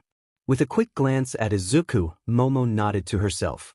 In an instant, she raised her hand, and a glowing light formed around her. From the air, she crafted a sword, a long, gleaming blade forged from a high-density metal that shimmered with elegance. The blade was sharp, sturdy, and perfect for close combat. Momo called down to Izuku, informing him that she was sending him a sword. Izuku's eyes widened in surprise as the blade appeared, its hilt just within reach. Without hesitation, he grasped the hilt, feeling the weight settle into his hand. The sword felt like an extension of himself, light yet powerful, perfect for his next strike. He had a plan. The leader of the villains took advantage of Izuku's momentary distraction, lunging at him with a malicious roar and raised fists. But this time, Izuku was ready. His Haki flared, enveloping his body in blackened energy, and he steadied himself, focusing entirely on his next move. He gripped the sword, his focus sharper than ever. As the leader's punch came hurtling toward him, Izuku twisted, his body coiling like a spring. With a fierce determination, Izuku executed a move known as King's Slash. He swung the sword in a wide arc, infusing it with his Haki. The impact sent a shockwave of energy through the water, and the blade cut through the air like lightning, its edge glowing with power. The leader's punch met the sword's blade, but the force of Izuku's strike was overwhelming. The leader's momentum was halted as Izuku pushed forward with all his strength, the sword slashing cleanly through the villain's attack and connecting with his chest. The sound of metal cutting flesh echoed as the sword slid across the leader's body, leaving a deep gash. The leader staggered back, shock flashing across his face as he looked down at the wound. Blood began to trickle from the injury, but even as it spilled, the villain's anger only seemed to intensify. He snarled, expressing his fury and disbelief that Izuku's sword could stop him. Izuku remained silent, already in motion, his mind focused entirely on the leader's weakness. The villain had no idea just how strong Izuku's resolve had become. With another sharp intake of breath, Izuku summoned more power, pushing the limits of his Haki. He was determined to continue the fight. In a blur of motion, Izuku charged once more, his body a flash of green and black. He swung the sword again, this time aiming for the villain's side, where his defenses were weaker. The leader barely managed to block the strike with his arm, but the sheer force of the blow sent him stumbling back. Izuku pressed on, the water around them splashing violently as he closed the distance. He stepped forward and, in a fluid motion, spun, driving the sword deep into the leader's side with a precise move. Momo's voice rang out from above, urging Izuku to act quickly. Izuku felt the sword's tip sink deep, the resistance of the leader's flesh and bone giving way to his sheer willpower. The leader's eyes widened, not with fear, but with pure, unrelenting rage. In a final, desperate attempt to take Izuku down, the leader swung his fist, but Izuku dropped low, avoiding the attack. He twisted the blade in the leader's side, using the momentum of his own body to perform a quick, devastating counter. The guild villain let out a final, guttural scream as he collapsed into the water, his body sinking into the depths with the weight of defeat. Izuku stood over him, breathing heavily but resolute, the sword gleaming in the water. The fight won. However, it was not over yet. Momo's voice rang out once more, reminding Izuku that they still had more to deal with. He took a deep breath and nodded, ready for whatever came next. For now, he had taken down the leader, and with Momo's help, they were one step closer to victory. As the water settled, the remaining villains paused, hesitation creeping into their expressions. The bearded villain shouted that they would deal with Izuku and Momo later. Wasting no time, Momo aimed her cannon from her vantage point and fired a beam of light, striking one of the long-range attackers hiding behind debris. The beam cut through the air, and the villain collapsed into the water, unconscious. Izuku nodded, breathing heavily but still tense, acknowledging that for now, they had won. Meanwhile, Bakugo's explosions reverberated through the air as he faced a group of villains in the landslide zone. The terrain was difficult, with jagged rocks and debris littering the area, but he was unfazed. His blood boiled with adrenaline, and he was eager for a fight. Bakugo declared his intent to defeat the villains, his palms sparking as he stepped forward with an aggressive stance. A burly villain with stone-like skin charged toward him, massive and imposing. Bakugo narrowed his eyes but did not flinch. With a burst of explosions, he propelled himself into the air and twisted, delivering a devastating kick to the villain's jaw. The villain crashed into a boulder but quickly recovered, his rocky skin beginning to glow ominously. Bakugo did not wait for him to get up. With a snap of his fingers, he released a barrage of smaller explosions, each hitting the villain with pinpoint accuracy, sending him tumbling back into the rocks. Bakugo muttered that the villain was pathetic, turning to face the rest of the onlooking villains. Meanwhile, Todoroki remained calm, his ice powers at the ready. He raised his hand, and ice rapidly spread across the ground, trapping villains and restricting their movements. One villain, armed with a blade, leaped toward Todoroki, hoping to catch him off guard. But before the villain could strike, Bakugo intervened, unleashing a massive explosion that sent the assailant flying backward. Bakugo growled at Todoroki to stay out of his way. Todoroki did not respond but focused on freezing the remaining villains in place with precise ice formations. One by one, the villains fell, either frozen or knocked unconscious by the combination of Todoroki's ice and Bakugo's explosive onslaught. As the battlefield quieted, Bakugo wiped the sweat from his brow, feeling victorious. He declared that the fight had been too easy. Todoroki, his expression impassive, nodded and suggested they regroup with the others. Bakugo scowled, eager to move on quickly, insisting he would not waste time with weak opponents. Todoroki glanced toward the central plaza, where more chaos raged, acknowledging that the battle was not over yet. Meanwhile, Aizawa moved smoothly and precisely as he battled the growing horde of villains rushing toward him. His capture weapon lashed out, ensnaring one villain after another and slamming them into the ground. Aizawa's quirk deactivation skills were exceptional, but the enemies continued to swarm around him. One villain lunged forward, attempting to land a punch, but Aizawa sidestepped effortlessly, deactivating the villain's power in an instant. The villain's expression shifted from arrogance to confusion as his abilities faded. Seizing the opportunity, Aizawa delivered a swift elbow to the villain's stomach, sending him crumpling to the ground. Suddenly, the ground trembled beneath him. A deep, guttural growl echoed through the chaos, causing Aizawa's senses to heighten. The Nomu advanced, its massive, monstrous form dwarfing the other villains. It moved faster than Aizawa had anticipated, and before he could react, the creature launched a devastating punch. The blow narrowly missed, but Aizawa was already in motion, darting to the side with his capture weapon ready. He aimed for the Nomu's joints, hoping to weaken the creature, but his strike had no effect. The Nomu remained unfazed. Aizawa heard Shigaraki's voice ring out, dripping with amusement, as he taunted him about the Nomu's shock absorption abilities. Aizawa's mind raced as he dodged another attack, realizing he needed a new strategy. The Nomu was too powerful and too fast, but he refused to give up. With determination, he lunged at Shigaraki, intent on taking down the mastermind behind the chaos. However, before he could reach him, Kurogiri's portal whisked Shigaraki away. The Nomu pressed on, its punches coming faster and harder, forcing Aizawa back.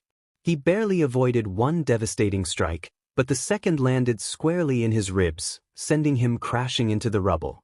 Blood trickled from his forehead, yet Aizawa refused to stay down. His vision blurred, and his body protested, but he was determined to keep fighting for his students. With a roar of defiance, he rose to his feet, embodying the spirit of a true hero who never gives up. Meanwhile, Ida's engines roared to life as he sped toward the entrance, his mind focused on one goal: to get help and reinforcements. Kurogiri noticed him and attempted to warp him back, but Ida was prepared. With a burst of speed, he leaped off a broken pillar, propelling himself through the air. The gates were in sight, and Ida was determined not to be stopped. With one final surge of speed, Ida crashed through the gates, his heart racing as he sprinted toward the main building, filled with the promise of help on the way. The battle at USJ was far from over, but hope still flickered in the chaos. As the villains warped into the USJ, the battlefield erupted into chaos. The students, scattered across different zones, found themselves engaged in battles that exceeded their expectations. In the landslide zone, Kirishima and Siro stood back-to-back against a group of villains. A towering brute with jagged rock-like skin charged toward them, his fists resembling boulders. Each movement sent tremors through the unstable ground beneath their feet.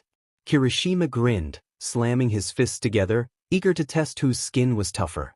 He hardened his body, transforming his skin into an unbreakable wall of rock.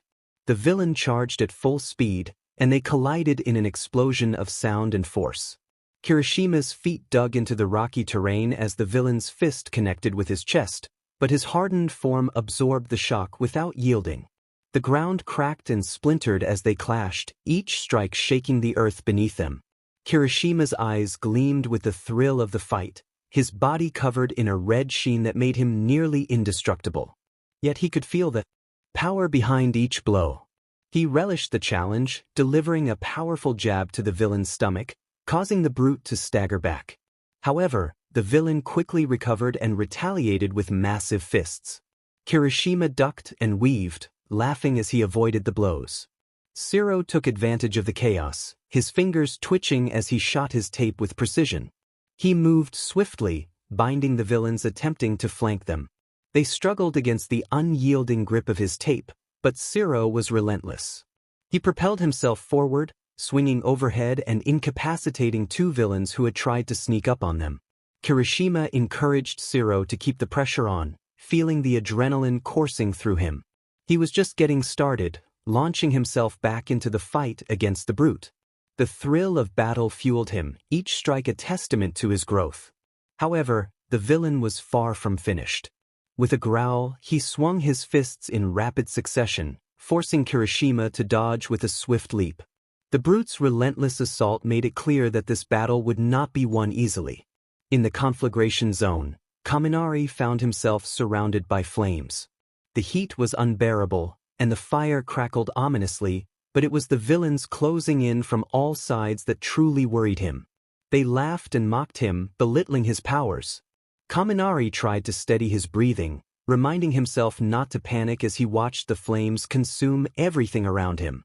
His heart raced, and his mind scrambled for a plan, but he felt paralyzed. There was no time for hesitation, he had to fight. One of the villains stepped closer, arrogance radiating from him as he taunted Kaminari about his powers. Frustration tightened Kaminari's chest, but the pressure to defend his classmates ignited a fire within him. He gritted his teeth, determined to prove himself. With a surge of electricity coursing through him, Kaminari unleashed a powerful burst of energy. Arcs of electricity illuminated the air as he struck multiple villains at once. They convulsed violently before collapsing to the ground, unconscious. For a brief moment, relief washed over him, but it was short-lived as the next villain lunged at him, her rubber-insulated gloves gleaming in the firelight. Kaminari barely managed to dodge in time, feeling the villain's fist graze his cheek. Frustration coursed through him as he wondered why he always faced opponents who countered his moves. However, he had no time to dwell on his thoughts.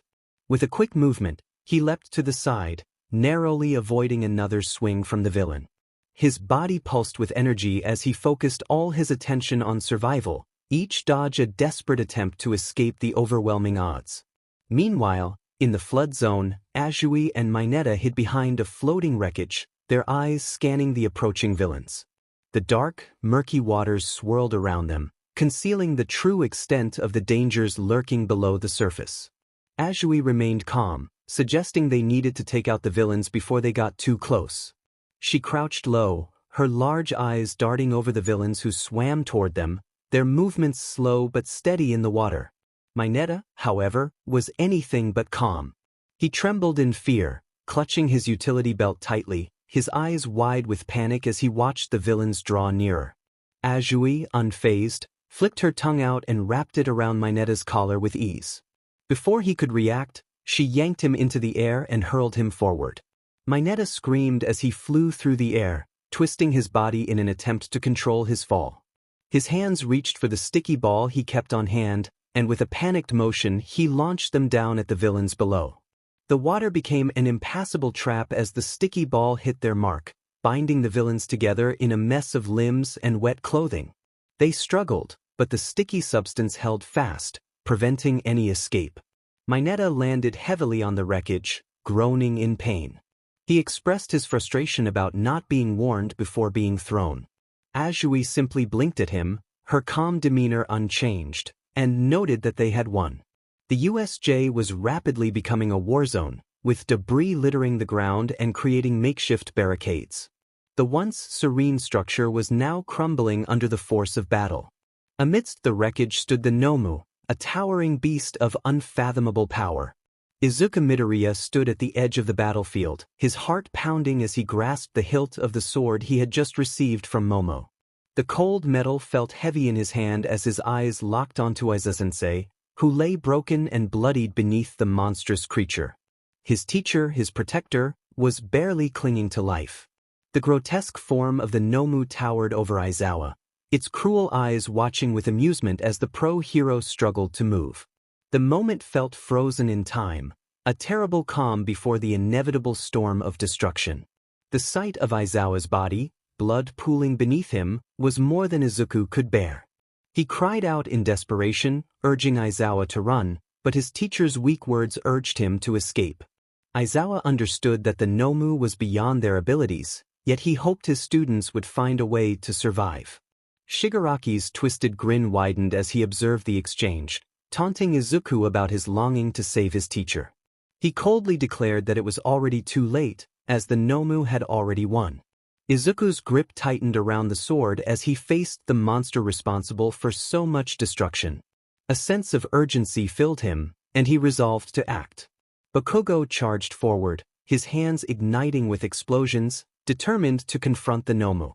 He declared that they would not let the villain get away with this. Following him, Todoroki unleashed a blast of ice beneath his feet, moving with calculated precision as flames roared from his right side. Momo, though not on the front lines, prepared herself by forming a set of knives and launching them to support her teammates. She understood her role in the bigger picture, providing her allies with the tools they needed to succeed. Izuku's mind raced as he recalled their previous successes in combining their attacks. However, this time, the Nomu was different, healing faster than they could strike. Their combined efforts had barely scratched its surface. Then a realization struck him. They needed to strike together with everything they had. He called for an all-out attack, a promise that they could not afford to hesitate. His shout ignited an immediate response from his classmates, but there was no time for hesitation. The Nomu charged toward them, its dark eyes gleaming with primal hunger. Bakugo, already in the fray, fired another round of explosive attacks, the force of his blasts shaking the ground. Yet, the Nomu swatted Bakugo away like an insect, sending him crashing into the debris. Todoroki, with grim determination, used his ice to slow the Nomu's advance. He unleashed a surge of ice, attempting to entrap the creature, but the Nomu shattered through it with terrifying force, its strength far exceeding what the ice could contain. Momo furrowed her brow in concentration, acutely aware that they were running out of time. She was not one to shy away from danger, but witnessing her classmates struggle against the Nomu, a creature unlike any they had encountered, made her realize just how outmatched they truly were. Unlike Bakugo or Todoroki, who were frontline fighters, her strengths lay in her intelligence and resourcefulness. She had always relied on these qualities to support her friends, but now, that same strategy felt inadequate against this monstrous foe. Izuku's heart raced as he observed the Nomu's terrifying resilience. No matter their efforts, it continued to regenerate, seemingly unfazed by their combined attacks. They could not win this way. The weight of responsibility pressed heavily upon him as he tightened his grip on his sword. They could not afford to lose, not after everything they had fought for. Just as he prepared to charge forward, he caught sight of Momo standing too close to the advancing Nomu, which was determined to break through their defenses. Panic surged within him as he realized the imminent danger she was in. His heart skipped a beat as he called out her name, but the chaos around them swallowed his voice. Momo's eyes widened in fear as she attempted to retreat, but the Nomu moved with blinding speed, its massive fist raised to strike her down. In that moment, Izuku's mind raced. He knew he could not reach her in time. He could not physically get there before the Nomu crushed her. Yet, something deep within him surged, a primal force that transcended his thoughts and quirk. It was his Haki. This raw, untamed power erupted within him like a tidal wave crashing onto the shore. The air crackled around him, distorting as if the very world was bending under the weight of his will. The atmosphere intensified, creating a pressure so powerful that it felt as though the ground was shaking beneath him. With a whisper that resonated with immense force, he declared his resolve. Momo, caught in her panic, froze as the wave of his sheer willpower enveloped her. It felt as if invisible chains restrained her, while the Nomu paused, its eyes wide with confusion, struggling against an unseen force. Shigaraki, watching from the sidelines, stumbled backward, instinctively covering his face. He trembled with fear and disbelief, having never felt such overwhelming depths emanating from someone so young. It was as if the very will of the universe was being forced into SBMSN. Momo, her breath shallow and heart racing, felt the weight of Izuku's presence. It was suffocating, like being trapped beneath 1,000 storms, yet within it lay an unmistakable warmth. This was not merely power, it was protection. Izuku was shielding her, protecting them all. His will had become the embodiment of something unstoppable. Izuku's body shook with the intensity of the energy flowing through him. His eyes widened, and his sword vibrated in his hand, reacting to the surge of Haki pouring from him. Time seemed to slow, allowing him to focus on the force within him that rippled outward, encompassing everything around him. He could see Momo frozen in fear, but she was alive, safe for now. With a deep breath, he forced himself to regain control, channeling the power that had erupted within him. The pressure around them lifted slightly, but the sensation of his overwhelming will still lingered in the air like an unspoken threat. His muscles ached from the strain, but he refused to relent. He could not allow Momo or any of his friends to be harmed. He commanded them to retreat, his voice carrying the force of the storm still surging within him. The Nomu, despite its monstrous strength, took a step back, confusion evident in its eyes as it struggled against the pressure. In that moment, Izuku was no longer just a student. He had become a force of nature. His will was so strong that even the Nomu, a creature designed for destruction, faltered before it. He could feel the undeniable weight of his spirit pushing back against the darkness, threatening to consume them all. Bakugo, recovering from his earlier defeat, watched in stunned silence as the Nomu hesitated, as if struck by an invisible blow. The air around Izuku seemed to bend, and for the first time, Bakugo realized the magnitude of what he was witnessing. Todoroki too was in awe. He felt the oppressive weight of Izuku's Haki, the intense pressure that nearly knocked the breath from his lungs. It was a force beyond their comprehension, transcending the limits of their world. Momo, regaining her senses, turned to see the Nomu retreating, stepping back as if it were afraid. She could hardly believe her eyes. Izuku, their classmate, radiated a power so intense that even the mightiest of monsters could not help but shrink before it. Her disbelief and awe were palpable as she recognized the transformation Izuku had undergone. He had transcended his limits, unlocking a power within him that no one could have anticipated. Shigaraki, sensing the shift in momentum, took a step back, his fingers twitching nervously. He muttered to himself that this was not over, but even he could not ignore the overwhelming presence Izuku exuded. The scales had tipped in their favor. Izuku, trembling from the force of the Haki still radiating from him, understood that this was only the beginning. He could not let up now. Not while his friends were still in danger. Not while Aizawa lay broken and bleeding on the ground. He would give everything to protect them. The Nomu might have been powerful, but Izuku was determined not to let it win. Not while he still had breath in his body. His breath came in ragged gasps, his body barely holding together. The Haki had pushed him beyond his limits, and the toll was catching up. The Nomu stood before him, regenerating, the damage he had inflicted vanishing as if it had never happened. His grip on his sword faltered. He took a step back, his vision blurring. This creature had been designed to fight All Might. He was never meant to win. But that did not mean he could stop. Momo rushed to his side, her face twisted with concern. She urged him to stop, worried about his injuries. He could barely form the words to respond. The battle had taken its toll. As the chaos unfolded, one hero stood tall against the overwhelming odds. Despite his exhaustion, the hero pushed forward, determined to protect those around him. However, his body began to betray him. He felt his knees buckle, and his sword slipped from his grasp. Just as he was about to collapse, a familiar presence caught him, barely keeping him upright. He rested his head against her shoulder, sensing her trembling form. In that moment, the roar of the Nomu echoed through the air, and he felt her arms tighten around him. They were running out of time. Suddenly, the doors burst open, and a golden streak of light illuminated the battlefield. A booming voice filled the room, announcing the arrival of All Might, the symbol of hope. His presence alone was enough to push back the villains, causing hesitation in their ranks.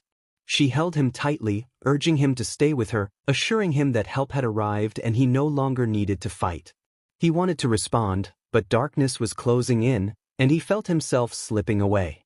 The last image he saw before everything faded was All Might charging at the Nomu, muscles flexing, ready to engage in the battle. When he regained consciousness, he found himself lying on the ground, his head throbbing. The sounds of battle surrounded him, shock waves from powerful punches and the wind howling with each strike. Though his body refused to move, he could still see the fight unfolding before him.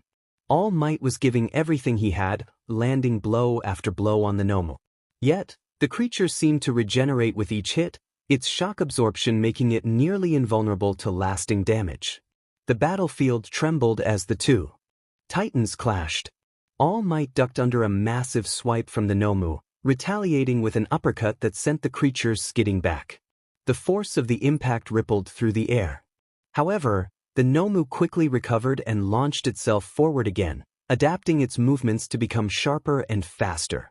All Might gritted his teeth, weaving around its relentless strikes, each one powerful enough to shatter concrete. He caught the Nomu's arm mid-swing, declaring that while it could withstand his punches, it would soon face real power. With a fierce twist, he hurled the Nomu into a collapsed section of the building, sending dust and debris flying. But before the dust settled, the Nomu lunged out, unharmed, and slammed into All Might, sending him crashing through several pillars. For the first time, a flicker of worry crossed All Might's face. The Nomu's endurance seemed limitless. Every punch All Might landed was healed almost instantly. He realized he had to end this battle quickly. His muscles tensed, vibrating with raw power as he launched forward, faster than the eye could see. He unleashed a flurry of punches, each strike creating shockwaves that shattered the floor beneath them. The Nomu screeched as it was pushed back by the overwhelming barrage. All Might's voice thundered as he declared that while the Nomu might withstand his punches, it would not endure an unstoppable force. The Nomu let out a distorted screech, contorting under the relentless attacks. Its healing could not keep pace, and cracks began to form along its limbs. All Might's determination burned bright as he vowed not to let the creature harm anyone. He seized the Nomu by the arm, twisting it with bone-snapping force before hurling it into the ceiling. Before it could fall back down, he leaped up, driving a knee into its chest, sending shockwaves through the building. The Nomu coughed out a distorted growl, reaching for him with its remaining strength, but All Might pressed on. He pulled back his fist, air spiraling around it, and delivered the final punch that sent the Nomu flying out of the USJ, vanishing into the sky. The force of the blow cracked the walls, shattered windows, and left a crater where the villain once stood. Silence enveloped the battlefield. The League of Villains stood frozen, disbelief etched on their faces. Kurogyari and Shigaraki exchanged glances, and then Shigaraki growled, ordering a retreat. The mist swirled around them, and in an instant, they were gone. All Might straightened, his form trembling as he turned to the others. His gaze softened when he spotted him, acknowledging his efforts. Though he barely heard the words, darkness soon took him once more. When he awoke in the infirmary, the pain was dull but persistent. She sat beside him, her eyes red and tired. Relief flooded her expression when she saw him stir. She informed him that he had passed out, that the villains had retreated, and that All Might had saved them. They had won. He managed a weak chuckle, feeling as though the victory had come at too great a cost. She shook her head, a small smile breaking through her concern. She told him he had been amazing, reckless but amazing. He looked away, feeling weak and insignificant in the grand scheme of things. As she placed her hand over his, her warmth grounding him, he realized he didn't have to face everything alone. The room was still, the tension lingering even in the aftermath of the battle. Outside the infirmary, he could hear the murmurs of the other students, shaken by the attack that had seemed impossible. Aizawa was injured but alive, 13 was recovering, and Ida had successfully alerted the school. The plan had worked, but barely. He glanced down at his bandaged arms, knowing the scars from this fight would not fade easily. She still held his hand tightly, and he turned to her, sensing something unspoken in her expression. He acknowledged her presence, recognizing her unwavering support. She had stayed by his side, and he felt a sense of gratitude wash over him. In a small town, the air was filled with excitement as the annual spring festival approached. The community buzzed with preparations, and everyone eagerly anticipated the events that would bring them together. Among the townsfolk was a young woman named Clara, who had always dreamed of participating in the festival's main event, the Grand Parade. Clara had spent countless hours planning her float, envisioning vibrant colors and intricate designs that would capture the essence of spring. She wanted her creation to reflect the beauty of blooming flowers and the joy of new beginnings. With the help of her friends, she gathered materials and began crafting her masterpiece. As the festival day drew near, Clara faced challenges that tested her determination. Unforeseen obstacles arose, from a shortage of supplies to unexpected weather changes. Yet, she remained resolute, fueled by her passion and the support of her friends. They worked tirelessly, often late into the night, to ensure that their float would be ready in time. On the day of the festival, the town was alive with laughter, music, and the scent of delicious food. Clara's heart raced with anticipation as she prepared for the parade. She could see the excitement in the eyes of the children and the pride of the adults as they gathered to watch the festivities unfold. As the floats began to roll down the main street, Clara felt a surge of adrenaline. Her float, adorned with colorful flowers and twinkling lights, sparkled under the sun. The crowd cheered as she waved to them, her heart swelling with joy. This was the moment she had worked so hard for, and it was everything she had imagined. As the parade continued, Clara noticed a familiar face in the crowd. It was Ethan, a close friend who had always encouraged her dreams. His smile gave her an extra boost of confidence, and she felt grateful for the support of those around her. The festival was not just about the parade, it was a celebration of community, friendship, and the beauty of life. When the parade concluded, Clara and her friends gathered to celebrate their hard work. They shared laughter and stories, reflecting on the journey that had brought them to this moment. The festival had not only showcased their creativity but had also strengthened their bonds. As the sun set, casting a warm glow over the town, Clara felt a sense of fulfillment. She had achieved her dream and had created lasting memories with her friends. The festival was a reminder of the importance of perseverance, friendship, and the joy of celebrating life together. My eyes fluttered open to a sterile white ceiling, quiet and unfamiliar. For a moment I thought I was back home in bed, but then the aches hit me all at once. Every limb felt as though it had been hit by a truck twice. The realization that I was in the infirmary settled in. Momo was there, curled up in a chair next to my bed, dark circles under her eyes, a book resting in her lap. She sprang into action as soon as she noticed I was awake, setting the book aside and leaning toward me with a look of relief washing over her face. I attempted to sit up, but pain shot through my side. The weight of the situation pressed down on me as I learned I had been unconscious for 2 days since the attack at UV. Images flooded back, Nomu's roar, All Might's fists crashing through the air, and Momo's arms around me as I struggled with the unbearable strain of my haki. As I sipped the water she handed me, I asked about everyone else. She nodded, assuring me that Mr. Aizawa and 13 were recovering and that there were no casualties, thanks to Ida getting help. Everyone was shaken but alive, and I felt a heavy breath leave me in relief. Momo's gaze was intense as she expressed her concern for me, saying I had scared her. I looked down, feeling ashamed for causing her worry. She reminded me that I had been trying to protect everyone and that I didn't have to carry that burden alone. A silence lingered between us, warm yet heavy. I reflected on my actions, admitting to myself that I had pushed my haki too far and blacked out before the fight had ended. Momo reassured me that it wasn't weakness. I had held off the monster long enough for help to arrive, which was a sign of strength. For a moment, her words made me believe I wasn't completely useless. The next day, I was cleared to walk, though barely. My muscles ached, but I couldn't sit still. Recovery Girl had warned me not to push it, but pushing limits was part of who I was. I needed to understand what had happened. My Conqueror's haki, the sheer force of will that had exploded from me and knocked out dozens of villains, was something I didn't fully control. It came in unpredictable bursts. In the empty training hall, wearing a borrowed gym uniform with a sword sheathed at my back, I prepared to practice. Momo insisted on coming with me, saying she would watch in case anything happened. I sat cross-legged in the center of the room, closed my eyes, and took deep breaths, focusing inward where the storm always brewed. As I reached for my haki, my mind splintered.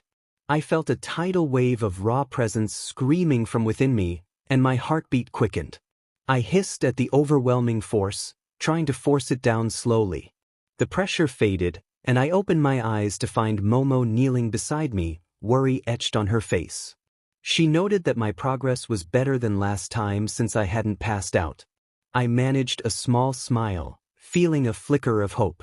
Over the next hour, I practiced pushing and pulling the haki from within, learning to find its edges and ride its intensity without being overwhelmed. Armament haki was easier to summon, while observation came in faint echoes. But Conqueror's haki fought back. That night, we sat in the dorm common area, the mood quiet as everyone processed the recent events. I sat on the couch with ice on my shoulder, flipping through a notebook when Momo joined me. She mentioned that I had been talking in my sleep, repeating that I wasn't strong enough. The words hit harder than I expected, and I looked away, admitting that I meant it. Momo reminded me that I wasn't supposed to beat the Nomu, emphasizing that even All Might had struggled. I had stood up to it anyway, and that mattered. Her hand found mine again, assuring me that I wasn't alone in this. I squeezed her fingers, grateful for her support. The next day, we returned to class. Aizawa stood at the front, bandages wrapped around his face, one eye visible. He wasted no time with pleasantries, stating that we wouldn't let the attack define us.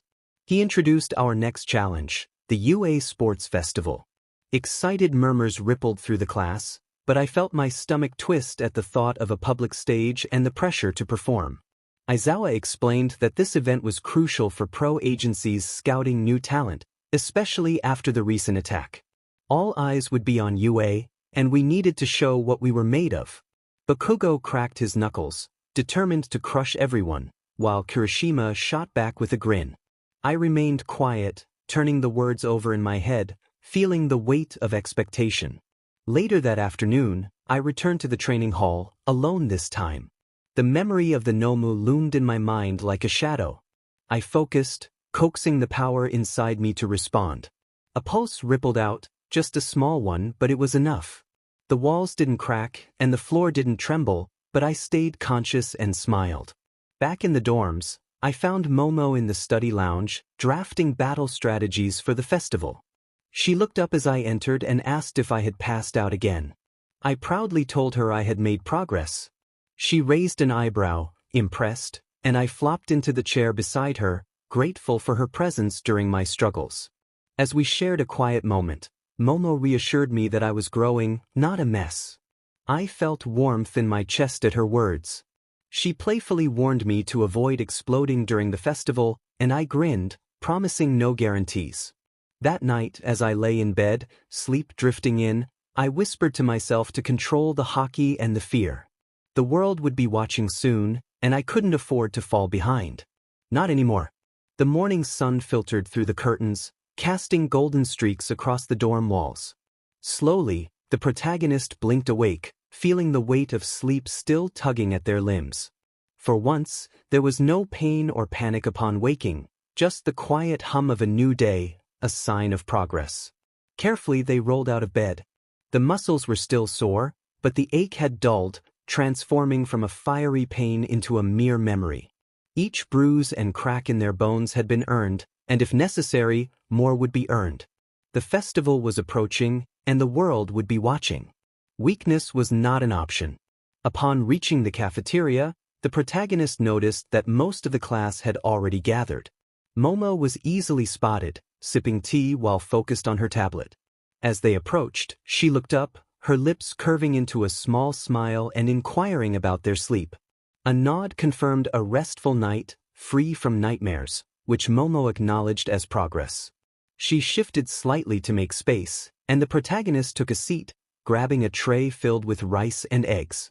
Around them, the others buzzed with excitement. Kirishima and Kaminari discussed potential matchups, while Uraraka and Ida exchanged study notes. Zero attempted to sneak snacks from Mina's plate. Though the tension from the USJ incident still lingered, it was now overshadowed by the anticipation and nerves surrounding the upcoming festival. Aizawa had not exaggerated. The sports festival was not just another event, it was the event. Whispers had already begun circulating in the hallways, speculating about the protagonist. Comments about their abilities and the nature of their quirk felt like thorns, sticking in their mind. As they chewed slowly, lost in thought, Momo gently pointed out their tendency to overthink until their food went cold. A sheepish laugh escaped them, and they apologized, only to be told not to worry and to simply eat. They enjoyed a moment of quiet companionship until Aizawa's voice crackled over the dorm speakers, announcing that all first years were to report to ground beta for training. Breakfast ended abruptly. The training ground stretched out ahead like a battlefield, filled with obstacle courses, target dummies, and mobility rigs. Aizawa walked across the grass, explaining that since the sports festival was public, evaluations would encompass more than just combat ability. Agility, stamina, strategy, and crowd control would all be crucial. Bakugo cracked his neck, dismissing the need for training, but Aizawa countered that some students needed control. His gaze landed on the protagonist, causing them to swallow hard as Aizawa announced the pairings for training. The protagonist was paired with Momo, and she appeared calm, as if she had expected this outcome. They made their way to Zone 3, which was designed to resemble a mock urban layout, complete with cracked streets and fake buildings. Momo explained that this tactical combat zone required them to use the terrain and adapt to the situation rather than relying solely on raw power. The protagonist acknowledged the importance of teamwork and trust. As the scenario began, combat bots emerged from behind the rubble, their mechanical limbs twitching and red eyes locked onto the pair. Momo summoned a bow staff, ready for action, while the protagonist drew their sword. The first bot lunged, and the protagonist dodged, coating their blade with Haki to slice through the machine's arm. Momo moved with precision, taking down another bot with practiced grace. As more bots closed in, Momo directed the protagonist to the left flank. They responded by unleashing a pulse of Conqueror's Haki, staggering the approaching bots before following up with a sweeping strike. Momo utilized flashbangs to blind the remaining enemies, and together they fought as a cohesive unit, covering each other's blind spots and adjusting seamlessly. By the end of the 10-minute simulation, the bots lay in ruins, and the voice announcing the simulation's completion confirmed that they had passed. The protagonist dropped to one knee, breathing but still conscious. Momo offered a water bottle, acknowledging their control over the Haki, which felt like a significant achievement. In the days that followed, training intensified. Each morning began with team drills, followed by individual quirk assessments and endurance trials. The protagonist pushed their Haki further, learning to tap into it gradually and control its release. Armament techniques became easier, and they learned to predict motion and sense danger. However, String Conqueror's Haki remained a challenge. At night, the protagonist often returned to the training hall, sometimes alone and sometimes with Momo. She would sit nearby, observing and offering advice without judgment. One night, after another failed attempt to HR and assess their power, she caught them before they could fall and expressed concern about pushing too hard. The protagonist explained the necessity of control, fearing the consequences of losing it when it mattered most. Momo remained steadfast, suggesting they work together to find a solution. The following day, Momo presented a diagram breaking down the protagonist's Haki, detailing intensity spikes and mental strain levels. Her analytical approach was surprisingly comforting, indicating that someone was genuinely trying to understand them rather than merely preparing for potential failure. As the week progressed, the dorms buzzed with nervous energy in anticipation of the festival. Costume adjustments, strategy sessions, and a mix of bragging and self-doubt filled the air. On the eve of the festival, a rare free night was granted, allowing everyone to rest. The protagonist found solace on the roof, gazing at the stars, when Momo joined them, having anticipated their presence. She settled beside them, and they both took a moment to clear their minds before the challenges that lay ahead. Nervousness filled the air as anticipation built for the upcoming event. One student felt a mix of terror and determination, realizing that this was no longer just about showcasing skills. It was about proving that their previous success was not a fluke and that they truly belonged among their peers. The other student, a source of unwavering support, reassured them of their worth, having witnessed their growth every day since they had started. As they stood together, the city lights twinkled below, creating a serene backdrop for their shared moment of silence. The anxious student pondered why this brilliant and powerful individual chose to partner with someone they considered unstable. The answer was simple: belief.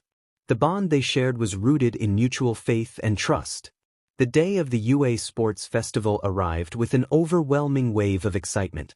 The stadium buzzed with cheers, reporters crowded the gates, and cameras hovered in anticipation. In the tunnel, the students stood with Class 1A, heart racing as they awaited their cue. The presence of their supportive partner beside them provided a sense of calm, a reminder that they would face whatever challenges lay ahead together. As the announcer's voice boomed across the stadium, the gates opened, revealing the arena. The atmosphere was thick with tension, nerves coiling tightly among the first-year students packed behind the steel gate. This was not merely a race, it felt like a battleground. The calm partner stood resolutely, offering a reassuring touch. The student closed their eyes, focusing inward, preparing for the storm that brewed beneath their skin. The energy surged, heavy and alive, ready to be unleashed. When the announcer declared the start of the event, the world ignited with action. A wave of powerful energy erupted from the student, creating an immediate impact on those nearby. Some competitors froze in shock, while others struggled to regain their composure. The student seized the moment, propelled by heightened awareness, and charged forward. The first obstacle loomed ahead: giant sentinel robots, massive and menacing. While others hesitated, the student sprinted forward, drawing upon their strength. With a swift motion, they enhanced their body with a protective energy, leaping high to evade a swinging blade. Landing on the robot's shoulder, they struck decisively, causing sparks to fly as the machine faltered. As chaos unfolded around them, the student continued to navigate the obstacles with precision. The ravine presented a new challenge, but they relied on their instincts, propelling themselves forward with sheer willpower rather than relying on traditional paths. Each leap was a testament to their control and determination. The final stretch, a minefield, tested their resolve. While others moved cautiously, the student embraced the challenge, using their heightened perception to detect hidden traps. With each explosive step, they soared through the air, propelled by the detonations, until they landed with force, crossing the finish line in a triumphant display. The stadium erupted in cheers as the announcer declared the student the first to finish, a stunning performance that left the crowd in awe. In that moment, they felt a profound sense of control, free from the fears that had once plagued them. As they stood, heart pounding with pride, their partner approached, sharing a light-hearted moment that celebrated their success. Despite the whispers of other students, who marveled at the unexpected display of power, the student remained focused on their journey. They understood that perceptions would change with time and that their true potential was just beginning to unfold. Sitting on a bench, they took a moment to savor the victory, knowing that this was only the beginning of their story. My fingers trembled, not from weakness but from restraint. Momo sat beside me, focused on a tablet as she reviewed strategies for the upcoming cavalry battle. I glanced up at the screen overhead, where my name appeared in bold letters. Midoriya Izuku, first place. For once, I felt no fear of the spotlight. The final bell rang, signaling the end of the first round. Tension filled the air as students whispered among themselves, anticipation building for the cavalry battle. Midnight stood on stage, her dazzling grin illuminating her face as she took the microphone. She announced the moment everyone had been waiting for, the top 10 headbands. With a dramatic pause, she began the countdown. When she reached number 1, her eyes sparkled as she looked directly at me. I had earned a total of 1,000,000 points. The stadium gasped collectively, and murmurs spread like wildfire through the crowd. 1,000,000 points was unprecedented. Ida's eyes widened behind his glasses as he exclaimed how insane it was. The reactions from the other students were immediate. Bakugo growled, gritting his teeth in disbelief, while Todoroki raised an eyebrow, his expression calm and calculating, acknowledging that I was not to be underestimated. Momo leaned closer, her lips curving upward with quiet pride, acknowledging the high bar I had set. I was still processing the number, feeling as if it were unreal. Midnight continued with the announcements, revealing the scores of the other competitors. Todoroki secured second place with 250,000 points, and Bakugo followed closely in third with 230,000 points. Momo claimed fourth place with 150,000 points, her composure shining even in the spotlight. I felt a sense of camaraderie knowing we were all in this together. As the announcements progressed, Midnight finally revealed the 10th place headband, worth a substantial 100,000 points, which went to Uraraka Achiko of Class 1A. Her eyes widened in shock, and she raised a hand to her mouth, overwhelmed by the recognition. It was a well-deserved spot, and I couldn't help but smile. Uraraka had always been a powerhouse, and her quick thinking had earned her this moment. The crowd erupted in applause as Uraraka waved at them, her stunned smile radiating joy. Momo glanced at me, noting that Achiko was making a real mark. I agreed, recognizing Uraraka's determination and growth. Bakugo, however, was less impressed, crossing his arms and acknowledging that he could no longer overlook her potential. Todoroki observed the situation calmly, nodding slightly in acknowledgement of Uraraka's achievement. With the top 10 headbands revealed, Midnight clapped her hands together, transitioning to the cavalry battle. She explained that this was a team event, with the 3 teams earning the most points moving on. The rules were simple. Teams could steal headbands from others, but losing one's headband meant elimination. Teams quickly formed, and I knew I had to choose wisely. I asked Momo to join me, and she readily agreed, already formulating strategies in her mind. Zero, who had been nearby, joined us, eager to contribute his Quirks mobility to our team. As we finalized our team, I observed the others. Bakugo had teamed up with Kirishima and Kaminari, creating a formidable combination. Todoroki had chosen Ida and Tsuyu, a strange but effective trio. Meanwhile, Mineta struggled to find partners, ultimately ending up with a new Class 1B student and a quiet girl from Class 1A. The countdown began, and the tension was palpable as we prepared for the battle ahead. When the countdown reached 0, midnight signaled the start of the cavalry battle.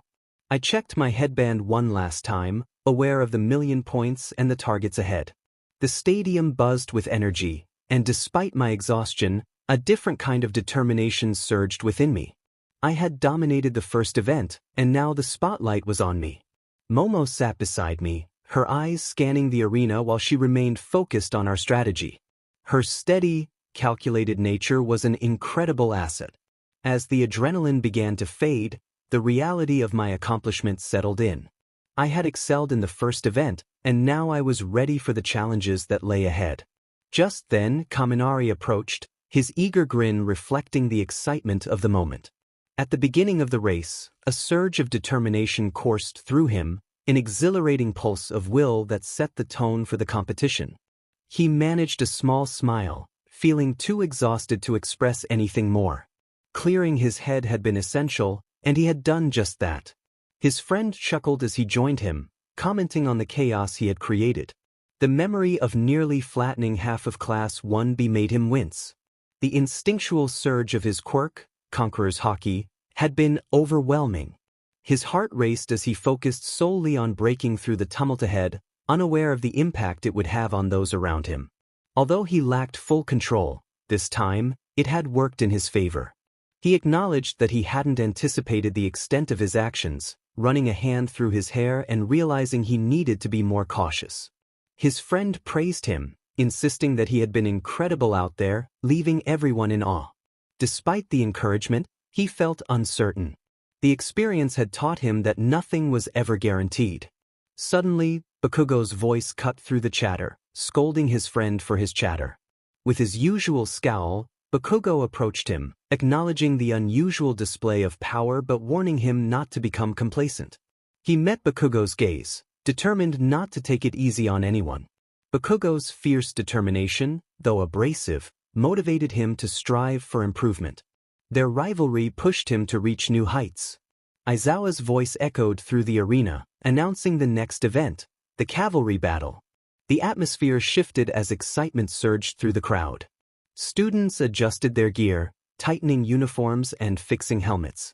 He stood up slowly, stretching his sore limbs, feeling the anticipation build. This event would test their teamwork, strategy, and endurance. They needed to work together, anticipating the movements of other teams. He began to formulate strategies in his mind, realizing that this battle would require more than individual strength. It would be a game of wits, where reading the flow of the fight and collaborating as a unit would be crucial. His Haki would be an asset, but it wouldn't guarantee victory. This was a strategic game, and he needed to think several steps ahead. Aizawa continued, explaining the rules. Each team would consist of 4 members, with the objective of stealing opposing teams' headbands while protecting their own. The top 3 teams would advance to the final round, and the timer was set for 20 minutes. The team that captured the most headbands would emerge victorious. A murmur of excitement rippled through the students. He could sense the eagerness, the nerves, and the longing for victory. His focus remained on strategy. He turned to his teammate, seeking her input on how to divide their roles. She considered their options carefully, suggesting a solid defense while remaining unpredictable on the offensive.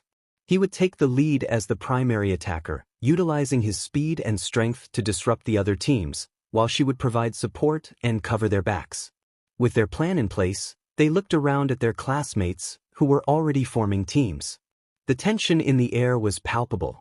He checked in with her one last time, and she assured him she was ready. A voice called for Class 1A to report to the starting area, and they moved together toward the designated zone, feeling the weight of the crowd's anticipation. This was no longer just about him, it was about the entire team, and trust would be essential for victory. As the countdown began, the excitement intensified. When the horn sounded, chaos erupted.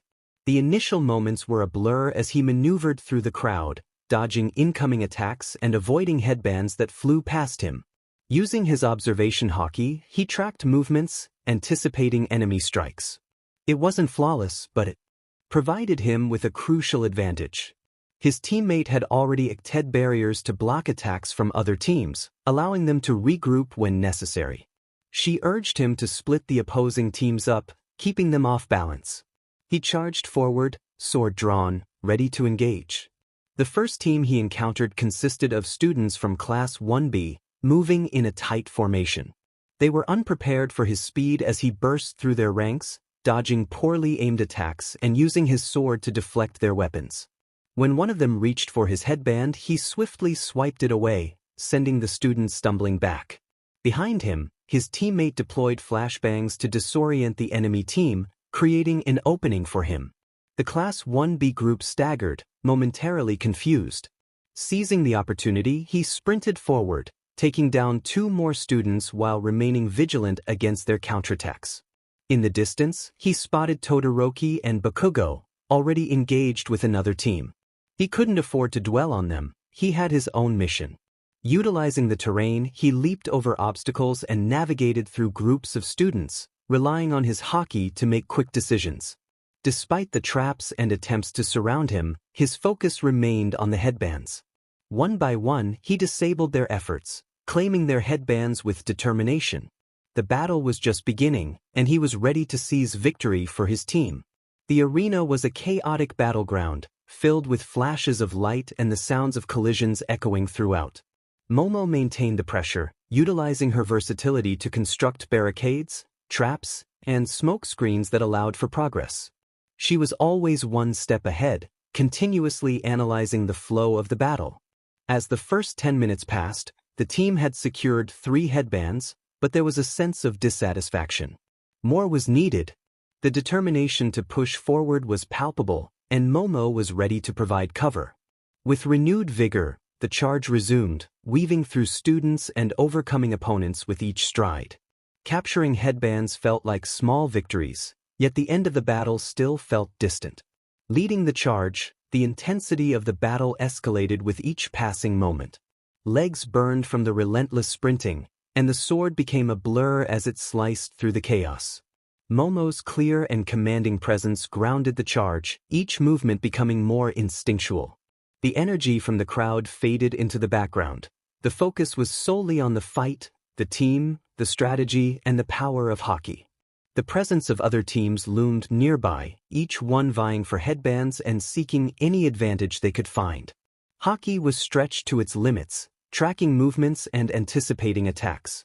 There were too many targets and angles to monitor, but failure was not an option. An attack from a student on the left was narrowly avoided, and with a swift motion, a hand found the headband of an opponent who had ventured too close. With a quick twist, it was ripped away, and forward momentum continued without hesitation. Just as another target was in sight, an unsettling chill washed over, drawing attention to the right. Todoroki glided through the battlefield with effortless focus, ice forming around him as he froze enemies in place with brutal efficiency. Beside him, Bakugo unleashed explosive bursts of energy at anything that moved. Their teamwork was formidable, but there was something more in Todoroki's icy gaze that sent a shiver down the spine, a clear intent directed toward the team. Time was too precious to waste on worry, yet the reminder of their prowess lingered.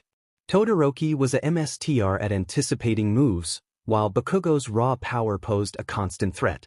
They were a duo that would push the team to its limits. Momo remained close, her eyes darting around, calculating the next move. Trust in her abilities was unwavering. Suddenly, a group from Class 1B launched an attack, aiming to catch off guard. Their leader, a tall, broad-shouldered student, lunged forward, attempting to snatch the headband. Anticipation allowed for a quick dodge, shifting left and parrying the attack with a swift strike of the sword. The clash of weapons sent sparks flying, and frustration radiated from the opponent. He was not accustomed to being outmatched.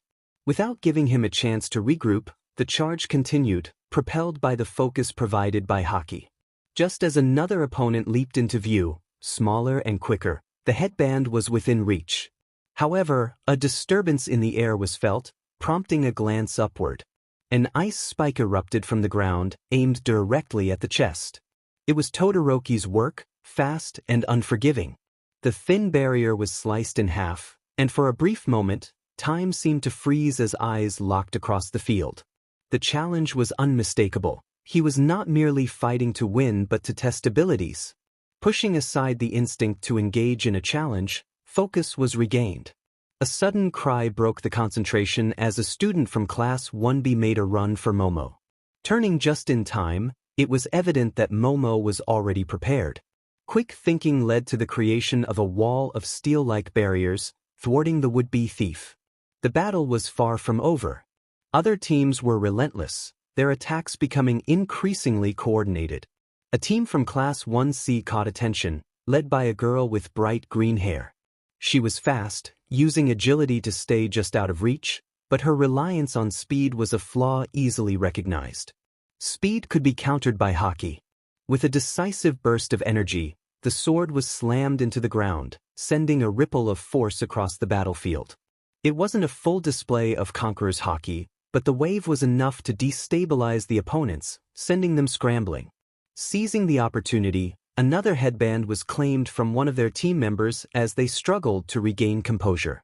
The weight of the event settled in. This was no longer just a fight for a position in the sports festival, but a battle to prove control and resilience against the competition.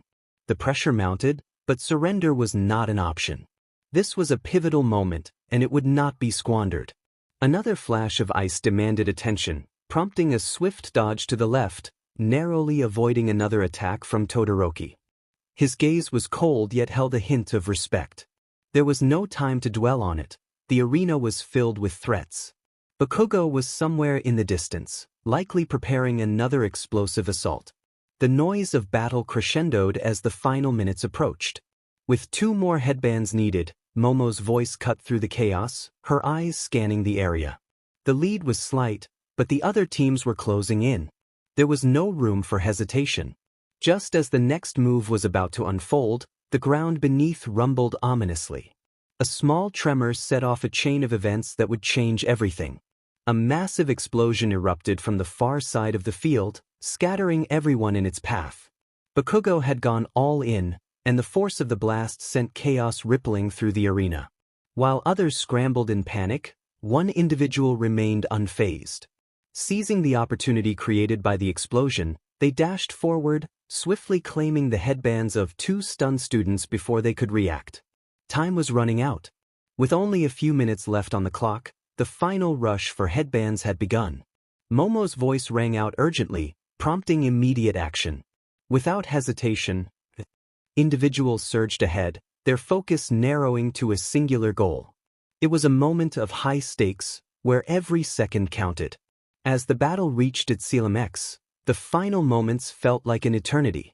The countdown echoed ominously through the arena, heightening the tension.